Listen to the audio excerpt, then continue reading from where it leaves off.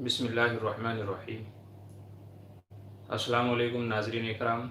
ये आज की हमारी 11वीं लाइव सवाल जवाब मजलिस है और ये इस ताल्लुक़ से है कि लोगों के जहन में रोज़मर्रा पेश आमदा जो मसाइल होते हैं उस सिलसिले में शरई रहनुमाई और शरई सवालात के जवाबात के ताल्लुक़ से ये मजलिस हमारी होती है कि जिसके जहन में जो लोग हमें देख रहे होते हैं उनके जहन में जो भी सवाल हो तो यहाँ पर वो अपना सवाल हल कर सकते हैं। तो ये 11वीं मजलिस है और चूँकि अभी हम सफ़र में हैं तो यही वक्त था हमारे पास में, तो इसलिए जो है ये सिलसिला शुरू कर लिया गया है। तो इसलिए आप लोगों के जहन में जो भी सवाल हो तो वो सवाल आप यहाँ पूछ सकते हैं। जी मोहम्मद अलवी अस्सलाम वालेकुम। जी वालेकुम सलाम व रहमतुल्लाहि व बरकातुहू। कैसे हैं आप? जी अच्छा जी हज़रत कैसे हैं? जी अल्हम्दुलिल्लाह, अल्लाह का एहसान है, अल्लाह का फ़ज़ल है, हम तो खैरियत से हैं। आप सब लोग बताएं कैसे हैं, क्या चल रहा है? जी अच्छा, एक सवाल ये है कि अल्लाह को तू कहना कैसा है? बहुत सारे लोग अल्लाह को तू कहते हैं, बहुत सारे लोग आप कहते हैं। तो सही मसला इस सिलसिले में क्या है कि अल्लाह को आप कहना चाहिए या तू कहना चाहिए? जी मोहतशिम पाशा अस्सलाम वालेकुम। मुफ्ती साहब जी वालेकुम सलाम। वालेकुम सलाम। मोहम्मद अलवी, आप मुझे जानते हैं? जी पता नहीं भाई, यहाँ तो सिर्फ मोहम्मद अलवी नाम लिखा हुआ आ रहा है। मज़ीद अगर आपका इंट्रोडक्शन तारुफ होगा तो इंशाल्लाह पहचानने में आसानी होगी। तो अल्लाह को तू कहना चाहिए या आप कहना चाहिए, तो उसका जवाब ये है कि अल्लाह को आप और तू दोनों तरह कह सकते हैं। अगर आप कहते हैं तो इस जुमले के अंदर ताज़ीम है, ताज़ीमी ये जुमला है। हम आप कहते हैं कि आप मुझे जानते हैं, आप मुझे पहचानते हैं, आप कहाँ जा रहे हैं। तो आप कहने में ताज़ीम है और तू कहने में वहदानियत है। बहुत सारे लोग इस सिलसिले में लड़ते हैं, झगड़ते हैं। याद रखिए, लड़ने झगड़ने की ज़रूरत नहीं है। जी क्या कह रहे हैं मुफ्ती साहब, दुकान के इफ्तिताह पर रिबन काटना कैसा है? जी मोहम्मद शुएब का ये सवाल है। तो इसका जवाब ये है कि दुकान वगैरह के इफ्तिताह के यानी ओपनिंग के टाइम पर रिबन वगैरह काटना ये मुनासिब नहीं है। ये अंग्रेज़ों का तर्ज़ अमल है, हम मुसलमानों को इससे बचना चाहिए। बल्कि कुरान करीम पढ़ करके सूरह फातिहा वगैरह जो बरकत वाली दुआएं हैं, सूरतें हैं, तो उन चीज़ों को पढ़ करके किसी अल्लाह वाले को दुकान में ला करके उनसे दुआ करा ली जाए तो इंशाअल्लाह बरकतें होंगी। रिबन काटना, केक काटना, इस तरह की जो दूसरी चीज़ें हैं, तो ये सब अंग्रेज़ों की इजाज़त और उनके खुराफात हैं, उनसे बचना चाहिए। अच्छा, सर्च करें, मेरा इस्लामी चैनल है। जी इंशाल्लाह ज़रूर। तो मैं ये अर्ज़ कर रहा था कि अल्लाह को तू कहना, इसके अंदर वहदानियत है। जैसे हम कुरान करीम में पढ़ते हैं इय्याक नअबुदु, हम इसका तर्जमा करते हैं हम तेरी ही इबादत करते हैं। आप ही की नहीं कहते, बल्कि तर्जमा क्या करते हैं, या अल्लाह हम तेरी ही इबादत करते हैं और तुझ ही से मदद चाहते हैं। इसी तरीके से वक़ाल रसूल या रब्बी इन कौम इत्तखज़ू हाज़ल कुरान महजूरा, रसूल ने कहा ए मेरे रब। तो रब्बी में या निस्बती है, या जो वाहिद के लिए आता है। रब्बी असल में था रब्बी बाया ज़ेरबी, लेकिन या हज़फ हो गया है तो रब्बी है। तो इसमें या वाहिद के लिए है। तो तू के अंदर वहदानियत पाई जाती है। और चूँकि अल्लाह के अलावा कोई और माबूद नहीं है, रब नहीं है, तो इसलिए अल्लाह की शान के मुनासिब यही है कि तू का लफ्ज़ इस्तेमाल किया जाए ताकि उसकी वहदानियत वाज़े खुल करके बयान कर सकें।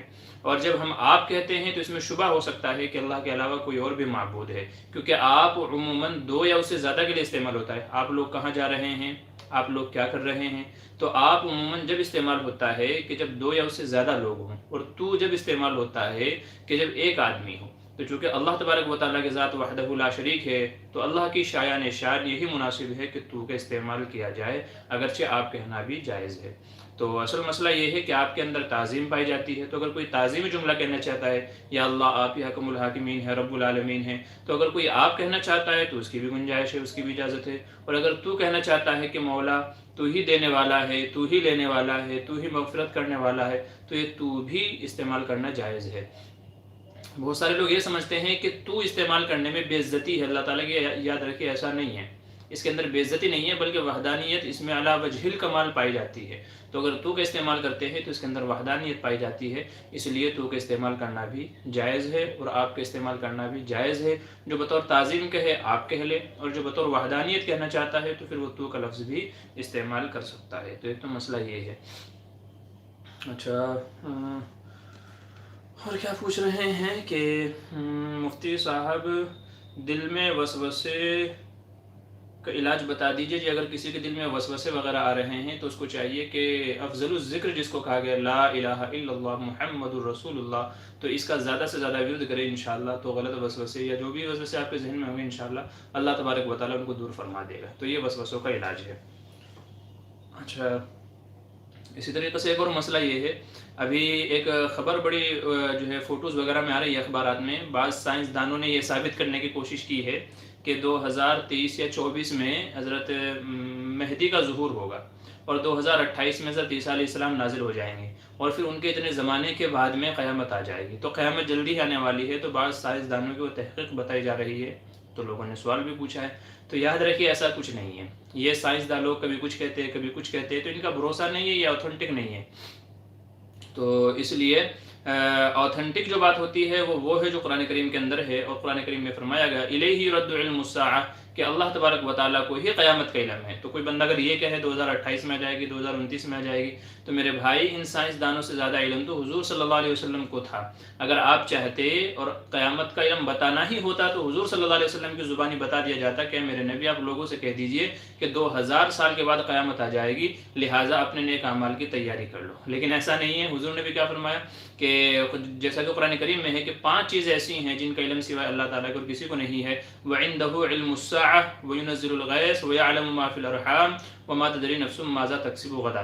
تو یہ اس طرح کی 5 چیزیں ہیں، کل کیا ہوگا، اور ایسے قیامت کب آئے گی، اور ماں کے پیٹ میں کیا ہے، تو یہ تمام علم کس کے پاس ہے؟ اللہ تعالیٰ کے پاس ہے۔ تو اس لیے سائنسدانوں کی باتوں کا کوئی بھروسہ نہیں ہے، یہ کبھی کچھ بتاتے ہیں کبھی کچھ بتاتے ہیں۔ بعض سائنسدان لوگ پہلے کہتے ہیں کہ دنیا انڈے کی شکل کی ہے، پھر کہتے ہیں گول ہے، کبھی کہتے ہیں دنیا گھوم رہی ہے، کبھی کہتے ہیں کہ دنیا اپنی جگہ ٹھہری ہوئی ہے، اس کے ارد گرد کے جو سیارے ہیں وہ گھوم رہے ہیں۔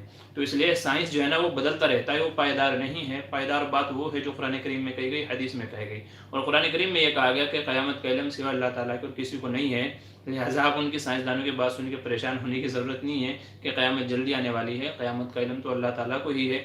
ہاں یہ ہے کہ ہمیں اپنے نیک اعمال کو سدھارنے کی ضرورت ہے۔ زندگی بڑی کم ہے، بڑی مختصر ہے، اور جتنی جلدی ہم نیک اعمال کرنے لگ جائیں اتنا ہی بہتر ہے۔ قیامت سے پہلے تو موت ہے، تو پتہ نہیں قیامت تک ہم زندہ بھی رہیں گے یا مر جائیں گے، تو اس لیے نیک اعمال میں جلدی کیجیے۔ باقی سائنسدان لوگوں کی بات کا کوئی بھروسہ نہیں ہے۔ محتشم پاشا حضرت، کیا عید میلاد منانا بدعت ہے؟ جی، عید میلاد منانا بدعت ہے یا نہیں، اس کا جواب یہ ہے کہ مروجہ طریقے پر آج کل جو ڈھول تماشوں کے ساتھ میں اور مکہ مدینہ کی شبیہ بنا کر کے، اس کا ڈیمو بنا کر کے بازاروں میں گھمایا جاتا ہے، نعتیں قوالیاں یہ سب اس طرح کی پڑھائی جاتی ہیں، اور جو ہے کیا کہتے ہیں سڑکوں کے کنارے عورتوں مردوں کا ایک جو ہے مجمع اکٹھا رہتا ہے کہ ہم دیکھیں گے میلاد نکلے گا، تو یہ ساری وہ جو ہے حرام چیزیں ہیں کہ جن سے شریعت میں منع کیا گیا۔ تو اگر میلاد منانے سے آپ کی یہی مراد ہے تو پھر یہ تو ناجائز ہے، حرام ہے، کوئی بھی اس کو جائز نہیں کہے گا۔ قوالیاں گانا، حدیث میں تو کہا گیا، آپ صلی اللہ علیہ وسلم نے ارشاد فرمایا کہ مجھے گانے بجانے کے آلات کو ختم کرنے کے لیے بھیجا گیا ہے، اور میلاد میں آپ لوگ قوالیاں گانے بجا رہے ہیں، تو یہ کہاں سے جائز ہوگا؟ ایسے ہی عورت اور مرد کا ایک ساتھ جمع ہونا حدیث میں منع کیا گیا، اور میلاد دیکھنے کے لیے عورتیں مرد سب اکٹھا ہو کر کے سڑکوں پہ نکل آتے ہیں، تو یہ بھی منع ہے۔ اسی طریقے سے سڑکوں کو بلاک کرنا، راستوں کو بلاک کرنا، نمازوں کو چھوڑ دینا، ایسے ہی بیت اللہ کی شبیہ بنانا، ڈیمو بنا کر کے اس کو گھمانا پھرانا، اور پھر بعد میں اس کو ڈسٹ بن میں ڈال دینا، کوڑے کچرے میں ڈال دینا، اسی طریقے سے جھنڈیاں لگانا، اور جگہ جگہ اللہ اور اس کے رسول کے بینر بنا کر کے چپکانا، جو پھر بعد میں کوڑے کچرے کے اندر جاتے ہیں۔ تو آپ مجھے خود بتائیے انصاف کی نظر سے کہ یہ اتنی ساری بے ادبیاں گستاخیاں ہو رہی ہیں، تو پھر یہ عمل کیسے جائز ہو سکتا ہے؟ تو اس طریقے سے میلاد منانا یہ تو حرام ہے، ناجائز ہے، بدعت ہے۔ ہاں البتہ اگر کسی جگہ جمع ہو کر کے حضور صلی اللہ علیہ وسلم کی تعریف کی جائے، آپ کی منقبت کی جائے، آپ کی مدح سرائی کی جائے، تو اس کی علماء نے گنجائش دی ہے۔ حضور صلی اللہ علیہ وسلم کا ذکر مبارک واقعی خیر و برکت کا ذریعہ ہے، تو اس لیے اگر کوئی کہیں جمع ہو کر کے حضور کی سیرت پر بات کرے، نعت پڑھے، تو اس کی تو اجازت ہے، لیکن مروجہ جو میلاد یہ جو طریقہ ہے اس کی کوئی بھی اجازت نہیں دے گا۔ امید ہے بات آپ کی سمجھ میں آ گئی ہوگی۔ اچھا، اور کیا پوچھ رہے ہیں کہ جی میں ذرا دیکھ لیتا ہوں، اصل میں آج دوسرا فون نہیں ہے ہمارے پاس میں، تو اس لیے تھوڑا مسئلہ ہو رہا ہے، تو میں دیکھ لیتا ہوں کون کیا کیا پوچھ رہا ہے۔ اچھا، میت کے گھر کا کھانا کھانا کیسا ہے؟ جی میت کے گھر کے کھانے کے سلسلے میں یہ اصول یاد رکھیے کہ جس دن میت کا انتقال ہوا ہے تو اڑوسے پڑوسیوں کو چاہیے کہ ان کے گھر میں کھانے وغیرہ کا نظم کیا جائے، چونکہ وہ لوگ غم میں ہوتے ہیں، جیسا کہ حدیث میں فرمایا گیا آپ صلی اللہ علیہ وسلم نے کہ میت کے گھر والوں کو کھانا بھجواؤ، اس لیے کہ وہ غم میں ہیں، تو ان کو کھانا بھجوانا چاہیے، ٹھیک ہے، یہ تو اصل مسئلہ ہوا۔ اب رہ گئی بات یہ کہ میت کے گھر والے خود کھانا بناتے ہیں، ان لوگوں کو کھلاتے ہیں، تو اس کا جواب یہ ہے کہ دور دراز سے جو آئے ہوئے مہمان ہیں ان کے لیے تو کھانا جائز ہے، لیکن میت کے ایصال ثواب کے لیے جو کھانا کھلاتے ہیں اسی روز یا تیجا 40واں 10واں جو یہ کرتے ہیں میت کے مرنے کے 13ویں بعد جو ہے 13 دن بعد 40 دن کے بعد یا اتنے دنوں کے بعد برسی ہوتی ہے، تو یہ سب کھانا منع ہے کیونکہ شریعت میں اس کی اصل نہیں ہے، لہٰذا میت کا جو کھانا ہوتا ہے تو پھر اس سے بچنا چاہیے، اس سے اعتراض کرنا چاہیے۔ قرأت کے کتنے امام ہیں؟ جی قرأت سبعہ 7 طرح کی قرأتیں مشہور ہیں ہمارے دیار میں، 7 طرح کی قرأتیں ہیں جو مدارس کے اندر پڑھائی بھی جاتی ہیں، 7 طرز پر قرآن کریم کو پڑھا جاتا ہے، تو قرأت سبعہ بھی جس کو کہا جاتا ہے، تو 7 طرح کی قرأتیں ہیں ہمارے دیار میں، تھوڑا سا فرق ہے، جو قرأت کے ماہر انشاءاللہ وہ آپ کو اس سلسلے میں پوری تفصیل بتا سکتے ہیں کہ کیا کیا ہوتا ہے کیا کیا نہیں ہوتا ہے۔ اچھا جی، اور کیا سوال کر رہے ہیں ساتھی؟ جی میں ذرا دیکھ لیتا ہوں، دوسرا موبائل نہیں ہے اور تھوڑی دیر کے لیے اسکرین ظاہر ہوتی ہے تو پھر کچھ سوالات رہتے ہیں ذہن میں اور کچھ نکل جاتے ہیں۔ اچھا جی، میں کوشش کر رہا ہوں کہ آپ سب لوگوں کے سوالات کو پکڑ سکوں، تو جو سوال مجھے ظاہر ہوگا انشاءاللہ میں اس کا جواب دے دوں گا۔ اچھا، اور ایک مسئلہ یہ بھی ہے، یہ بھی یاد رکھ لیجئے کہ نماز میں اگر ٹوپی گر جائے تو کیا کریں؟ بہت سارے لوگوں کے نماز پڑھتے ہوئے ٹوپی گر جاتی ہے، تو نماز میں ٹوپی اٹھانی چاہیے کہ نہیں جو ہے اٹھانی چاہیے؟ تو اس کا جواب یہ ہے کہ اگر حالت قیام میں یا رکوع کی حالت میں اگر ٹوپی گر جائے تو پھر نہیں اٹھانی چاہیے، کیونکہ اگر آدمی جھک کر کے ٹوپی اٹھائے گا تو یہ عمل کثیر ہو جائے گا اور عمل کثیر سے نماز چھوٹ جاتی ہے۔ تو اگر کھڑے ہونے کی حالت میں رکوع کی حالت میں ٹوپی گر جائے پھر نہیں اٹھانی چاہیے، اور اگر سجدے کی حالت میں یا تحیات کی حالت میں اگر وہ گر جاتی ہے تو پھر اٹھا لینی چاہیے، پھر کوئی مذائقہ نہیں ہے، پھر اٹھا سکتے ہیں۔ تو یہ مسئلہ ہے نماز میں ٹوپی گرنے کے تعلق سے۔ اور کیا پوچھ رہے ہیں جناب؟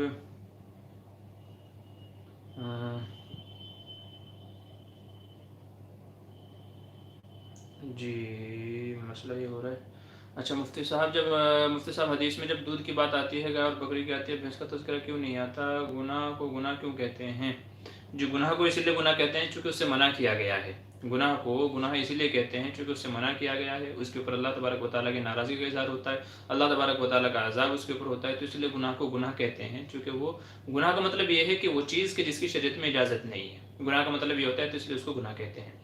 اچھا، اور دوسرے ساتھی نے جو سوال کیا ہے کہ بھینس وغیرہ کا تذکرہ کیوں نہیں آتا، تو چونکہ عرب میں بھینس وغیرہ نہیں تھی، عرب کے اندر بھینس وغیرہ نہیں تھی، بلکہ یہ کہہ لیجیے اونٹ، بکری، مینڈھے، دمبے وغیرہ یہ چیزیں ہوتی تھی، تو اس لیے حدیث میں ان کا تذکرہ ہے۔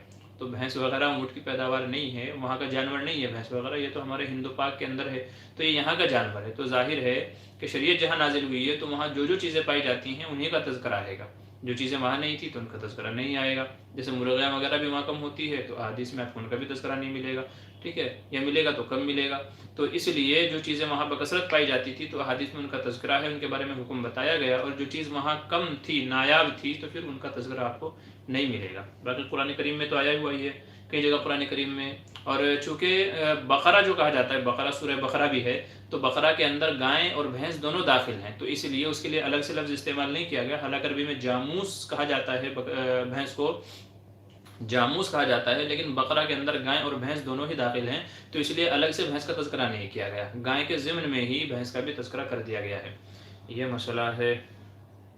اور اس کے علاوہ جی کیا کریں، السلام علیکم، آمین کا معنی کیا ہے؟ اچھا، اور کسی کی بیوی کا نام اس کی ماں کے نام سے ملتا ہے تو اسے بدل سکتے ہیں؟ نہیں جی، دیکھیے بیوی وغیرہ کا نام اگر اس کی ماں کے نام سے ملتا ہے تو اگر بدلنا چاہے تو بدل سکتے ہیں، ایسا تو مسئلہ ہے نہیں کہ جو نام ایک پھر رکھ لے وہ زندگی پر وہی چلے گا، تو نام بدل بھی سکتے ہیں، اور اگر وہی رکھ سکتے ہیں تو بھی بہتر ہے، لیکن یہ دیکھ لیجیے آج کل کاغذات ڈاکومنٹس وغیرہ میں اگر چینج کرنا ہے تو بڑی مشکلات اٹھانی پڑتی ہیں، تو اگر آپ اس کے لیے تیار ہیں، آپ چینج کرا سکتے ہیں تو چینج کرا لیجیے، کوئی مسئلہ نہیں ہے اس میں۔ نبی کریم صلی اللہ علیہ وسلم نے اسلام کے بعد کئی سارے صحابہ کے نام کو چینج فرمایا ہے اور ان کے نام بدلے ہیں جن کے نام میں گڑبڑی تھی، تو اس سے ہمیں یہ ثبوت ملتا ہے کہ اگر ہم چاہیں تو نام وغیرہ بدل سکتے ہیں، اس میں کوئی مذائقہ نہیں ہے۔ اچھا، آمین کے معنی کیا ہیں؟ اگر کوئی خوشی سے جہیز دے تو کیا لے سکتے ہیں؟ اچھا، آمین کے معنی ہے کہ یا اللہ ایسا ہی فیصلہ فرما دیجئے۔ آمین کا مطلب یہ ہے کہ یا اللہ ایسا ہی فیصلہ فرما دیجئے، تو یہ آمین کا مطلب ہوتا ہے۔ تو یہ آمین ہم عام طور سے جو دعائیں وغیرہ مانگتے ہیں تو ان کے بعد یہ جملہ ہم استعمال کرتے ہیں آمین۔ اس کا مطلب یہ ہوتا ہے کہ امام صاحب جو دعا وغیرہ مانگ رہے ہیں تو یا اللہ ویسا ہی فیصلہ کر دیجئے۔ اگر کوئی جہیز دے خوشی سے تو کیا لے سکتے ہیں؟ یعنی دیکھیے، جس بندے نے اپنی بیٹی کو کوئی سامان وغیرہ یا کوئی چیز وغیرہ دی ہے تو وہ اس کی مرضی ہے، تو وہ آپ کو نہیں دیا ہے، کوئی بھی آپ کو نہیں دیتا، اپنی بیٹی کو دیتا ہے، بطور خوشی آپ کو کچھ ہدیہ دے دیا ہے تو پھر اس کے لینے میں بھی مذائقہ نہیں ہے۔ لیکن اگر اس میں جبر و اکراہ پائی جاتی ہے، ڈیمانڈ وغیرہ پائی جاتی ہے تو پھر وہ ناجائز ہو جائے گا۔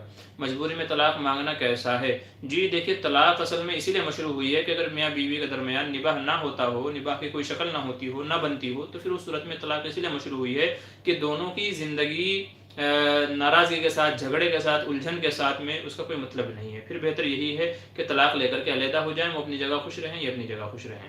جی اسید کے معنی کیا ہیں؟ جی اسید کے معنی ویسے تو میرے ذہن میں نہیں ہے، لیکن شاید اس کے معنی شیر وغیرہ کے آتے ہوں گے، یا شیر کا بچہ، یا مطلب جو ہے تصغیر ہے شاید۔ اسید کے معنی نہیں ذہن میں نہیں آ رہا ہے میرا، وہ تو اسد سین سے آتا ہے۔ ٹھیک ہے جی، اس نام کے معنی فی الحال میرے ذہن میں نہیں ہے۔ اچھا نصرت مستری، آپ نے ہمارے سوال کا جواب نہیں دیا حضرت۔ جی دوبارہ پوچھ لیجئے۔ اچھا مفتی صاحب، آپ کہاں سے فارغ ہیں؟ ابو عبداللہ شریم حسین پوچھ رہے ہیں جی ہماری فراغت مظاہرالعلوم سے بھی ہے اور دارالعلوم سے بھی ہے، تو دونوں جگہ سے ہیں۔ بلا وجہ نام بدل سکتے ہیں کیا؟ جی ہاں، بلا وجہ بھی نام بدل سکتے ہیں، کوئی مسئلہ نہیں ہے، نام آپ کی مرضی، آپ بدلنا چاہے تو بدل لیجیے، کوئی مذائقہ نہیں ہے، کوئی وجہ ہو یا نہ ہو۔ اچھا مبین قادری، جی السلام علیکم۔ جی وعلیکم السلام ورحمۃ اللہ وبرکاتہ۔ کیا کہہ رہے ہیں کہ کیا عورت جاب کر سکتی ہے یا نہیں؟ جی عورت کے جاب کرنے کے تعلق سے ہماری ویسے تو ویڈیو ہے، جو ہے ایک مفصل ویڈیو ہے، انشاءاللہ ہمارے چینل میں جا کر کے دیکھ لیجئے گا، آپ کو وہ ویڈیو مل جائے گی۔ باقی عورتوں کے جاب کے تعلق سے یہ بات ذہن میں رکھ لیجئے کہ عورت اگر اس کے سر پر کوئی نہیں ہے جو اس کی دیکھ ریکھ کرے، کفالت کرے، اور کوئی اس کے یہ کہہ لیجئے کہ آمدنی کا ذریعہ نہیں ہے، تو مجبوری میں کچھ شرائط کے ساتھ اجازت ہے، مجبوری میں کچھ شرائط کے ساتھ اجازت ہے۔ لیکن اگر اس کا باپ ہے، بھائی ہے کمانے والا، شوہر ہے کمانے والا، بیٹا وغیرہ ہے کمانے والا، یا کسی اور ذریعے سے اس کی دیکھ ریکھ ہو رہی ہے، دیکھ بھال ہو رہی ہے، تو پھر عورت کو اجازت نہیں ہے۔ اور اگر کوئی بھی کمانے والا نہیں ہے اور اس کے علاوہ کوئی شکل اس کے پاس نہیں ہے، تو پھر پردے کے ساتھ میں، جہاں مردوں کے ساتھ اختلاط نہ ہوتا ہو اور رات کی ڈیوٹی نہ ہو، تو پھر ایسی صورت میں ان کچھ شرائط کے ساتھ علماء نے گنجائش نکالی ہے، گنجائش کہہ رہا ہوں کہ گنجائش نکالی ہے، چونکہ مجبوری ہے وہ اور کچھ تو کر نہیں سکتے، تو اس لیے اس کی گنجائش ہوگی۔ منتشا کے کیا معنی ہے؟ جی منتشا میں نے وہی اللہ کا چاہیے، اسی سے آئے گا منتشا، اللہ جو چاہے، یا چاہنا، اس کے معنی ہی آئیں گے اس میں۔ اچھا مفتی صاحب، ہمارے یہاں علماء کرام بھی جہیز لیتے ہیں؟ جی بھائی دیکھیے، جہیز تو ایسا ناصور ہے کہ آج کل پوری دنیا اس کے اندر ملوث ہے، وہ چاہے عالم ہو چاہے غیر عالم ہو، تو ہم کو ہی اس کے اوپر روک لگانا ہے، اور ہم کو ہی اس کو منع کرنا ہے، اس کی قباحتوں کو بیان کرنا ہے کہ آج کل جو ہے غریب کی بچیاں اس کی وجہ سے بڑی پریشانیوں میں ہیں کہ وہ بیچاری بیٹھی بیٹھی بوڑھی ہو جاتی ہیں، اور جہیز کی وجہ سے ان کے رشتے نہیں ہو پاتے، تو علماء کو تو اور ان کے ذمہ یہ گناہ ہو جاتا ہے، اگر وہ جان بوجھ کر کے لیتے ہیں یا دباؤ پریشر کے ساتھ میں لیتے ہیں، ڈیمانڈ کر کے لیتے ہیں، تو مزید گناہ ہے۔ باقی جو جہیز کی ہے وہ شکل آپ کو اوپر بتائی گئی ہے کہ کوئی خوش دلی سے اپنی بیٹی کو دے رہا ہے، بغیر کسی جبر و اکراہ کے، بغیر کسی سے قرضہ لیے، اللہ نے کسی کو وسعت دی ہے تو وہ ضروریات کا سامان اپنی بیٹی کو دینا چاہتا ہے، تو پھر اس میں مذائقہ بھی نہیں ہے، علماء نے اس کی اجازت بھی دی ہے۔ اچھا نصرت مستری کہہ رہے ہیں حضرت آپ نبی پہ گستاخی کرنے والوں پہ کیا کہو گے، اور ایسے لوگوں پہ اسلام میں کیا حکم ہے؟ جی نبی کریم صلی اللہ علیہ وسلم کی شان اقدس میں جو گستاخی کرے، یہ مسلمانوں کو بالکل بھی برداشت نہیں ہے، بالکل بھی منظور نہیں ہے۔ جو حضور کی شان میں گستاخی کرے تو مسلمانوں کو چاہیے کہ حتی الامکان جتنی اللہ تبارک و تعالیٰ نے جس کو وسعت دی ہے، طاقت دی ہے، تو اسی اعتبار سے وہ اس کا دفاع کرے۔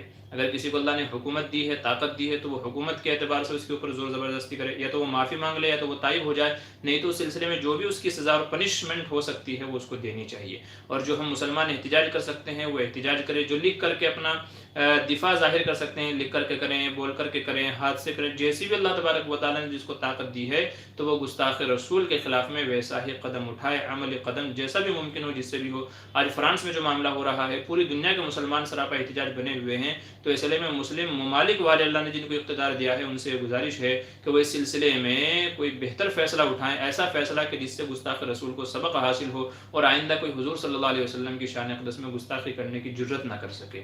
تو اس لیے ایک مسلمان کے بالکل بھی شان نہیں ہے کہ وہ حضور کی گستاخی اور وہ خاموش بیٹھا رہے۔ اچھا جی، زکریا علیہ السلام علیکم وعلیکم السلام. صبیحہ کے کیا معنی ہیں؟ جی فی الحال میرے ذہن میں نہیں ہے صبیحہ کے معنی. نابالغ کو پیسے مل جائیں راستے میں، بالغ ہونے کے بعد نقطے کا حکم ہوگا کیا؟ جی نابالغ کو اگر پیسے مل جائیں تو اس کو چاہیے کہ اپنے ولی کو جا کر کے، ماں باپ وغیرہ کو جا کر کے دے دے کہ مجھے یہ پیسے وغیرہ ملے ہیں، اور پھر ماں باپ کو چاہیے کہ اس کا اعلان کرے، اس کی تشہیر کرے. نقطے کا اس کا حکم ہوگا، اس کو چاہیے کہ جس کا ہے ڈھونڈ کر کے جو اس کو لوٹائے، اور اگر وہ نہ ملے تو پھر اس کو اللہ کے راستے میں صدقہ کر دے. تو نقطے کا ہی حکم ہوگا، چاہے چھوٹے کو ملے چاہے بڑے کو ملے. نابالغ ہے تو جا کر کے والدین کو دے دے.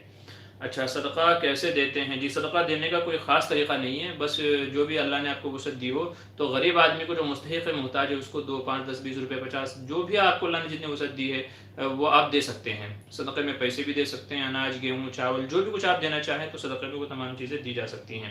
کیا بنا ٹوپی کے نماز پڑھ سکتے ہیں؟ جی ہاں بنا ٹوپی کے نماز تو پڑھ سکتے ہیں، لیکن پڑھنی نہیں چاہیے، کیونکہ حضور صلی اللہ علیہ وسلم کا ہمیشہ یہ معمول رہا ہے کہ آپ ٹوپی اور اس کے اوپر عمامہ باندھ کر کے نماز پڑھا کرتے تھے اور ہمیشہ رہا کرتے تھے. اس لیے آج بعض جو لوگ ٹوپی کو ہلکا سمجھ کر کے نہیں اوڑھتے، یاد رکھیے کہ یہ ان کے حق میں خطرے کی بات ہے. جو لوگ ٹوپی کو ہلکا سمجھ کر کے نہیں اوڑھتے، اسے ہی سر کھلے آ کر کے ننگے سر آ کر کے نماز پڑھ لیتے ہیں، تو ان کے لیے خطرے کی بات ہے. اس لیے کہ ٹوپی آج کے زمانے میں مسلمانوں کا شعار ہے، اسلام کا شعار ہے. آج اگر کسی نے ٹوپی پہنی ہے تو اس کا مطلب یہ ہے، ظاہر ہو رہا ہے کہ یہ مسلمان ہے، اور جس نے ٹوپی نہیں پہنی ہوئی ہے اس کا پتہ ہی نہیں چلتا کہ مسلمان ہے کہ نہیں مسلمان ہے. تو اس لیے اسلامی شعار کو چھوڑ دینا، اسلامی جو ہے اس کو نشانی اور علامت کو چھوڑ دینا، تو یہ ایمان کے لیے خطرے کی بات ہے. اس لیے ہلکا سمجھ کر کے، چھوٹا سمجھ کر کے ٹوپی کو نہیں چھوڑنا چاہیے. ہاں مجبوری ہے، جیب میں نہیں ہے یا کوئی اور مسئلہ آ گیا ہے تب تو ایک الگ بات ہے، لیکن ننگے سر نماز نہیں پڑھنا چاہیے، یہی بہتر ہے. ہاں اگر کسی نے پڑھ لی ہے تو نماز تو بہرحال ہو جائے گی.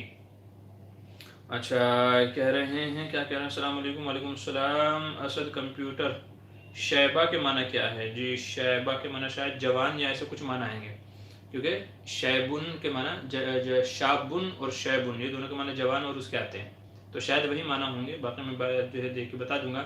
مہناج کے کیا معنی آتے ہیں؟ جی مہناج کے معنی مجھے پتہ نہیں ہے، اصل میں نام کے معنی ذہن میں رہتے نہیں ہیں، اور لوگوں نے نئے نئے ناموں کا سلسلہ نکال رکھا ہے، تو اسی لیے ذہن میں معنی رہتے نہیں ہیں. اچھا زکریا عالم پوچھ رہے ہیں مرد کس ٹائپ کی رنگ پہن سکتے ہیں؟ جی مرد جس کا صرف چاندی کی انگوٹھی پہن سکتے ہیں، وہ بھی صرف ایک انگوٹھی جس کا وزن 5 گرام سے کم ہو. 5 گرام سے جس کا وزن کم ہو، صرف ایسی ایک انگوٹھی پہن سکتے ہیں. انگوٹھی میں اگر نگ ہو تو بھی ٹھیک ہے، نہیں ہو تو بھی ٹھیک ہے. تو انگوٹھی کیسی بھی ہو سکتی ہے، نگ والی، بنا نگ والی، ڈائمنڈ والی، بنا ڈائمنڈ والی، تو کیسی بھی ہو سکتی ہے. شرط یہ ہے کہ چاندی کی انگوٹھی ہو اور تقریباً 5 گرام سے کم ہو.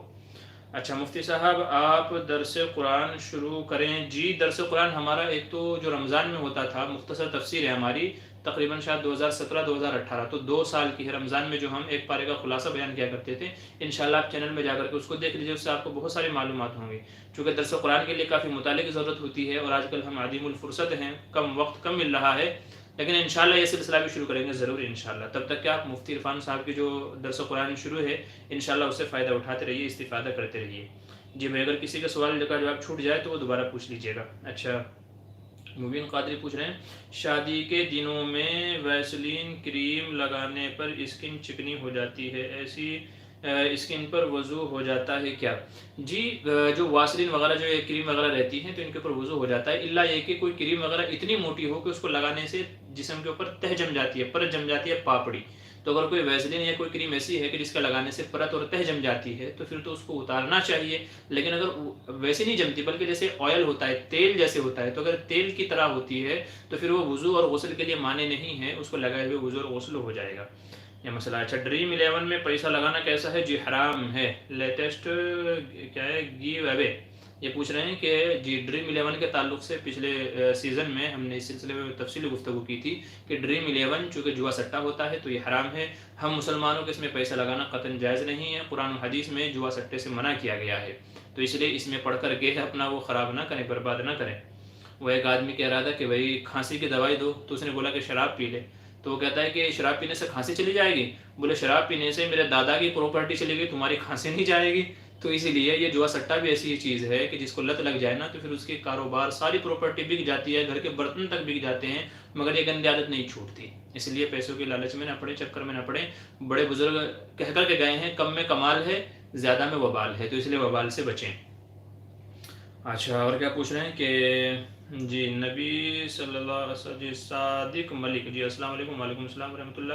اچھا، کیا پوچھ رہے ہیں؟ نبی صلی اللہ علیہ وسلم نہ ہوتے تو کائنات نہ بنتی، اس کا معنی کیا ہے جبکہ اللہ تعالیٰ اپنے فیصلے میں کسی کے محتاج نہیں ہیں؟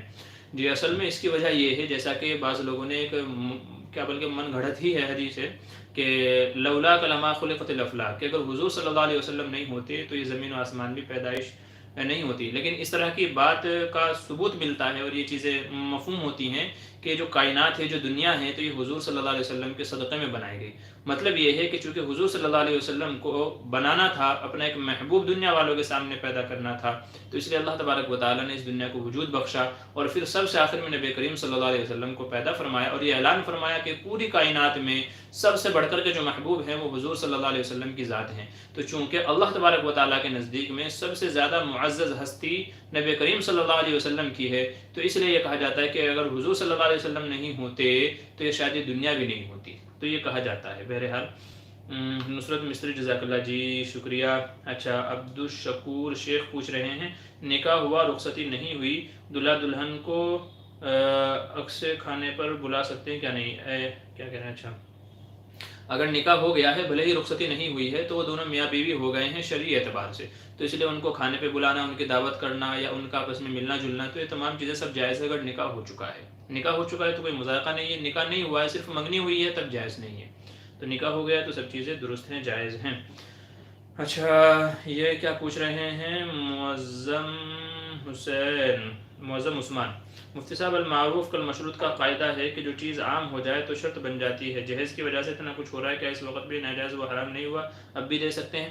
دیکھیں، المعروف کالمشروط حرام کے اندر نہیں ہوگا، یہ قاعدہ حرام چیزوں کے اندر نہیں چلے گا۔ تو جو چیزیں حرام ہیں شرعی نقطۂ نظر سے، جہیز یہ ایسی چیز ہے کہ حضور صلی اللہ علیہ وسلم کے زمانے سے ہی، چونکہ عرب کے اندر بھی اس طرح کے رواج تھے، تو حضور صلی اللہ علیہ وسلم کے زمانے سے ہی یہ چیزیں امت کے اندر مبغوض اور ناپسندیدہ چلی آ رہی ہیں۔ نیز اگر آپ یہ جو ہے المعروف المشروط والا اگر قاعدہ آپ جاری کریں گے تو غریبوں کا کیا ہوگا؟ اور آج وجہ یہی ہے کہ مالدار لوگ، امیر لوگ اپنی بیٹی کو دیتے ہیں، نتیجے میں غریب لوگ پس جاتے ہیں، ان کا نقصان ہوتا ہے، ان کی بیٹیاں بیچاری کواری رہ جاتی ہیں۔ تو اس لیے یہ حرام چیزوں کے اندر یہ قاعدہ نہیں چلے گا، یہ قاعدہ ہوتا ہے مباح چیزوں کے اندر، جو چیزیں جائز ہیں، مباح ہیں، ان چیزوں کے اندر یہ قاعدہ چلتا ہے، تو ہر جگہ یہ قاعدہ نہیں چلتا۔ تو اس لیے آپ کا کیا نام ہے مفتی صاحب؟ جی ہمارا نام ہے محمد معمور بدر، محمد معمور بدر یہ ہمارا نام ہے۔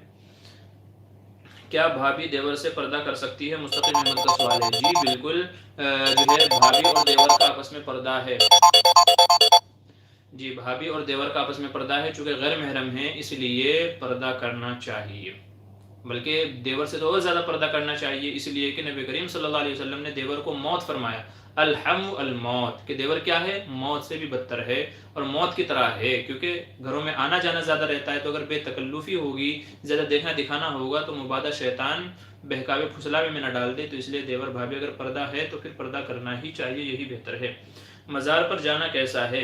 جی مزار پر جانے سے مراد اگر یہ ہے کہ وہاں پر جو اللہ والی ہستی ہیں ان کو جا کر کچھ ایصال ثواب کر دے، ان کی بارگاہ میں جا کر کے حاضری دے دے، آدمی زیارت قبور کے لیے چلا جائے، ایصال ثواب کے لیے چلا جائے اور اس نیت سے چلا جائے، جیسا کہ حدیث میں فرمایا گیا زوّروا القبور فإنها تذکر الآخرہ، کہ قبرستان جایا کرو اس لیے کہ وہاں جا کر کے آخرت کی یاد آتی ہے۔ تو اگر اس نیت سے کوئی بندہ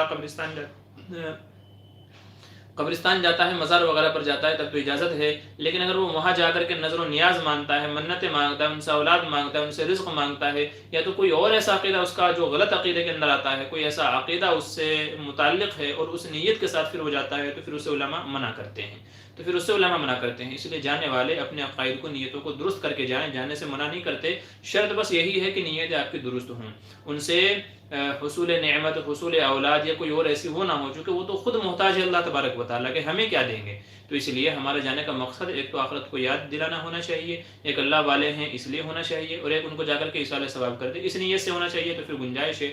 باقی جو خرافات آج کل ہمارے یہاں ہوتی ہیں، اجمیر جانے والے، کلیت جانے والے جس نیتوں سے جاتے ہیں تو ان نیتوں میں بگاڑ ہے، تو پھر اس سے علماء منع کرتے ہیں کہ پھر نہیں جانا چاہیے۔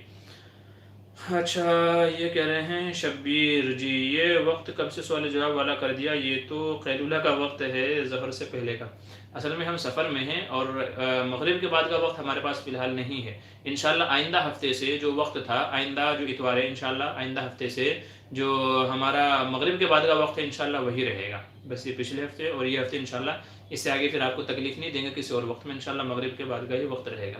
تو چونکہ آج اتوار ہے اور ہمارے پاس شام میں وقت نہیں ہے، تو اس لیے چونکہ ہمارا یہ سلسلہ چھوٹنا نہیں چاہیے، تو اس لیے یہ وقت ہم نے کر لیا ہے۔ بہرحال معذرت اگر آپ کو پریشانی ہوئی ہے۔ اچھا، موسیٰ مستری، السلام علیکم حضرت، میاں بیوی کے حقوق کے بارے میں فرما دیجئے۔ جی، میاں بیوی کے حقوق کے تعلق سے ہماری ایک تفصیلی ویڈیو ہے، غالباً شاید 10 منٹ کی ہے، انشاءاللہ آپ کو وہاں تمام حقوق تفصیلی مل جائیں گے۔ بس یہ ہے کہ سب سے ضروری چیز میاں بیوی کے درمیان یہ ہے کہ دونوں کو اللہ کا ڈر ہونا چاہیے اور ایک دوسرے کے حقوق کو ادا کرنے کی نیت ہونی چاہیے اور اخلاص کے ساتھ ایک دوسرے کے حقوق کو ادا کرنا چاہیے۔ بیوی کو شوہر کا کہنا ماننا چاہیے اور شوہر کو بیوی کی دیکھ بھال کرنی چاہیے، اس کا خرچہ ہے، نان نفقہ ہے، کپڑا ہے اور دوسری ضروریات ہے، دوائی دارو کا خرچہ ہے، تو ان تمام چیزوں کو خیال رکھنا چاہیے اور شوہر کو چاہیے کہ اس کی ضروریات کا خیال رکھے، خواہشات کا احترام کرے، اس کے جانے کے بعد اس کے گھر کی حفاظت کرے، اس کے مال کی حفاظت کرے، اس کے بچوں کی اچھی تربیت کرے۔ تو اس طرح کے کئی سارے حقوق ہیں، انشاءاللہ یہ چیزیں ہوں گی تو انشاءاللہ گھر جنت کا نمونہ ہوگا۔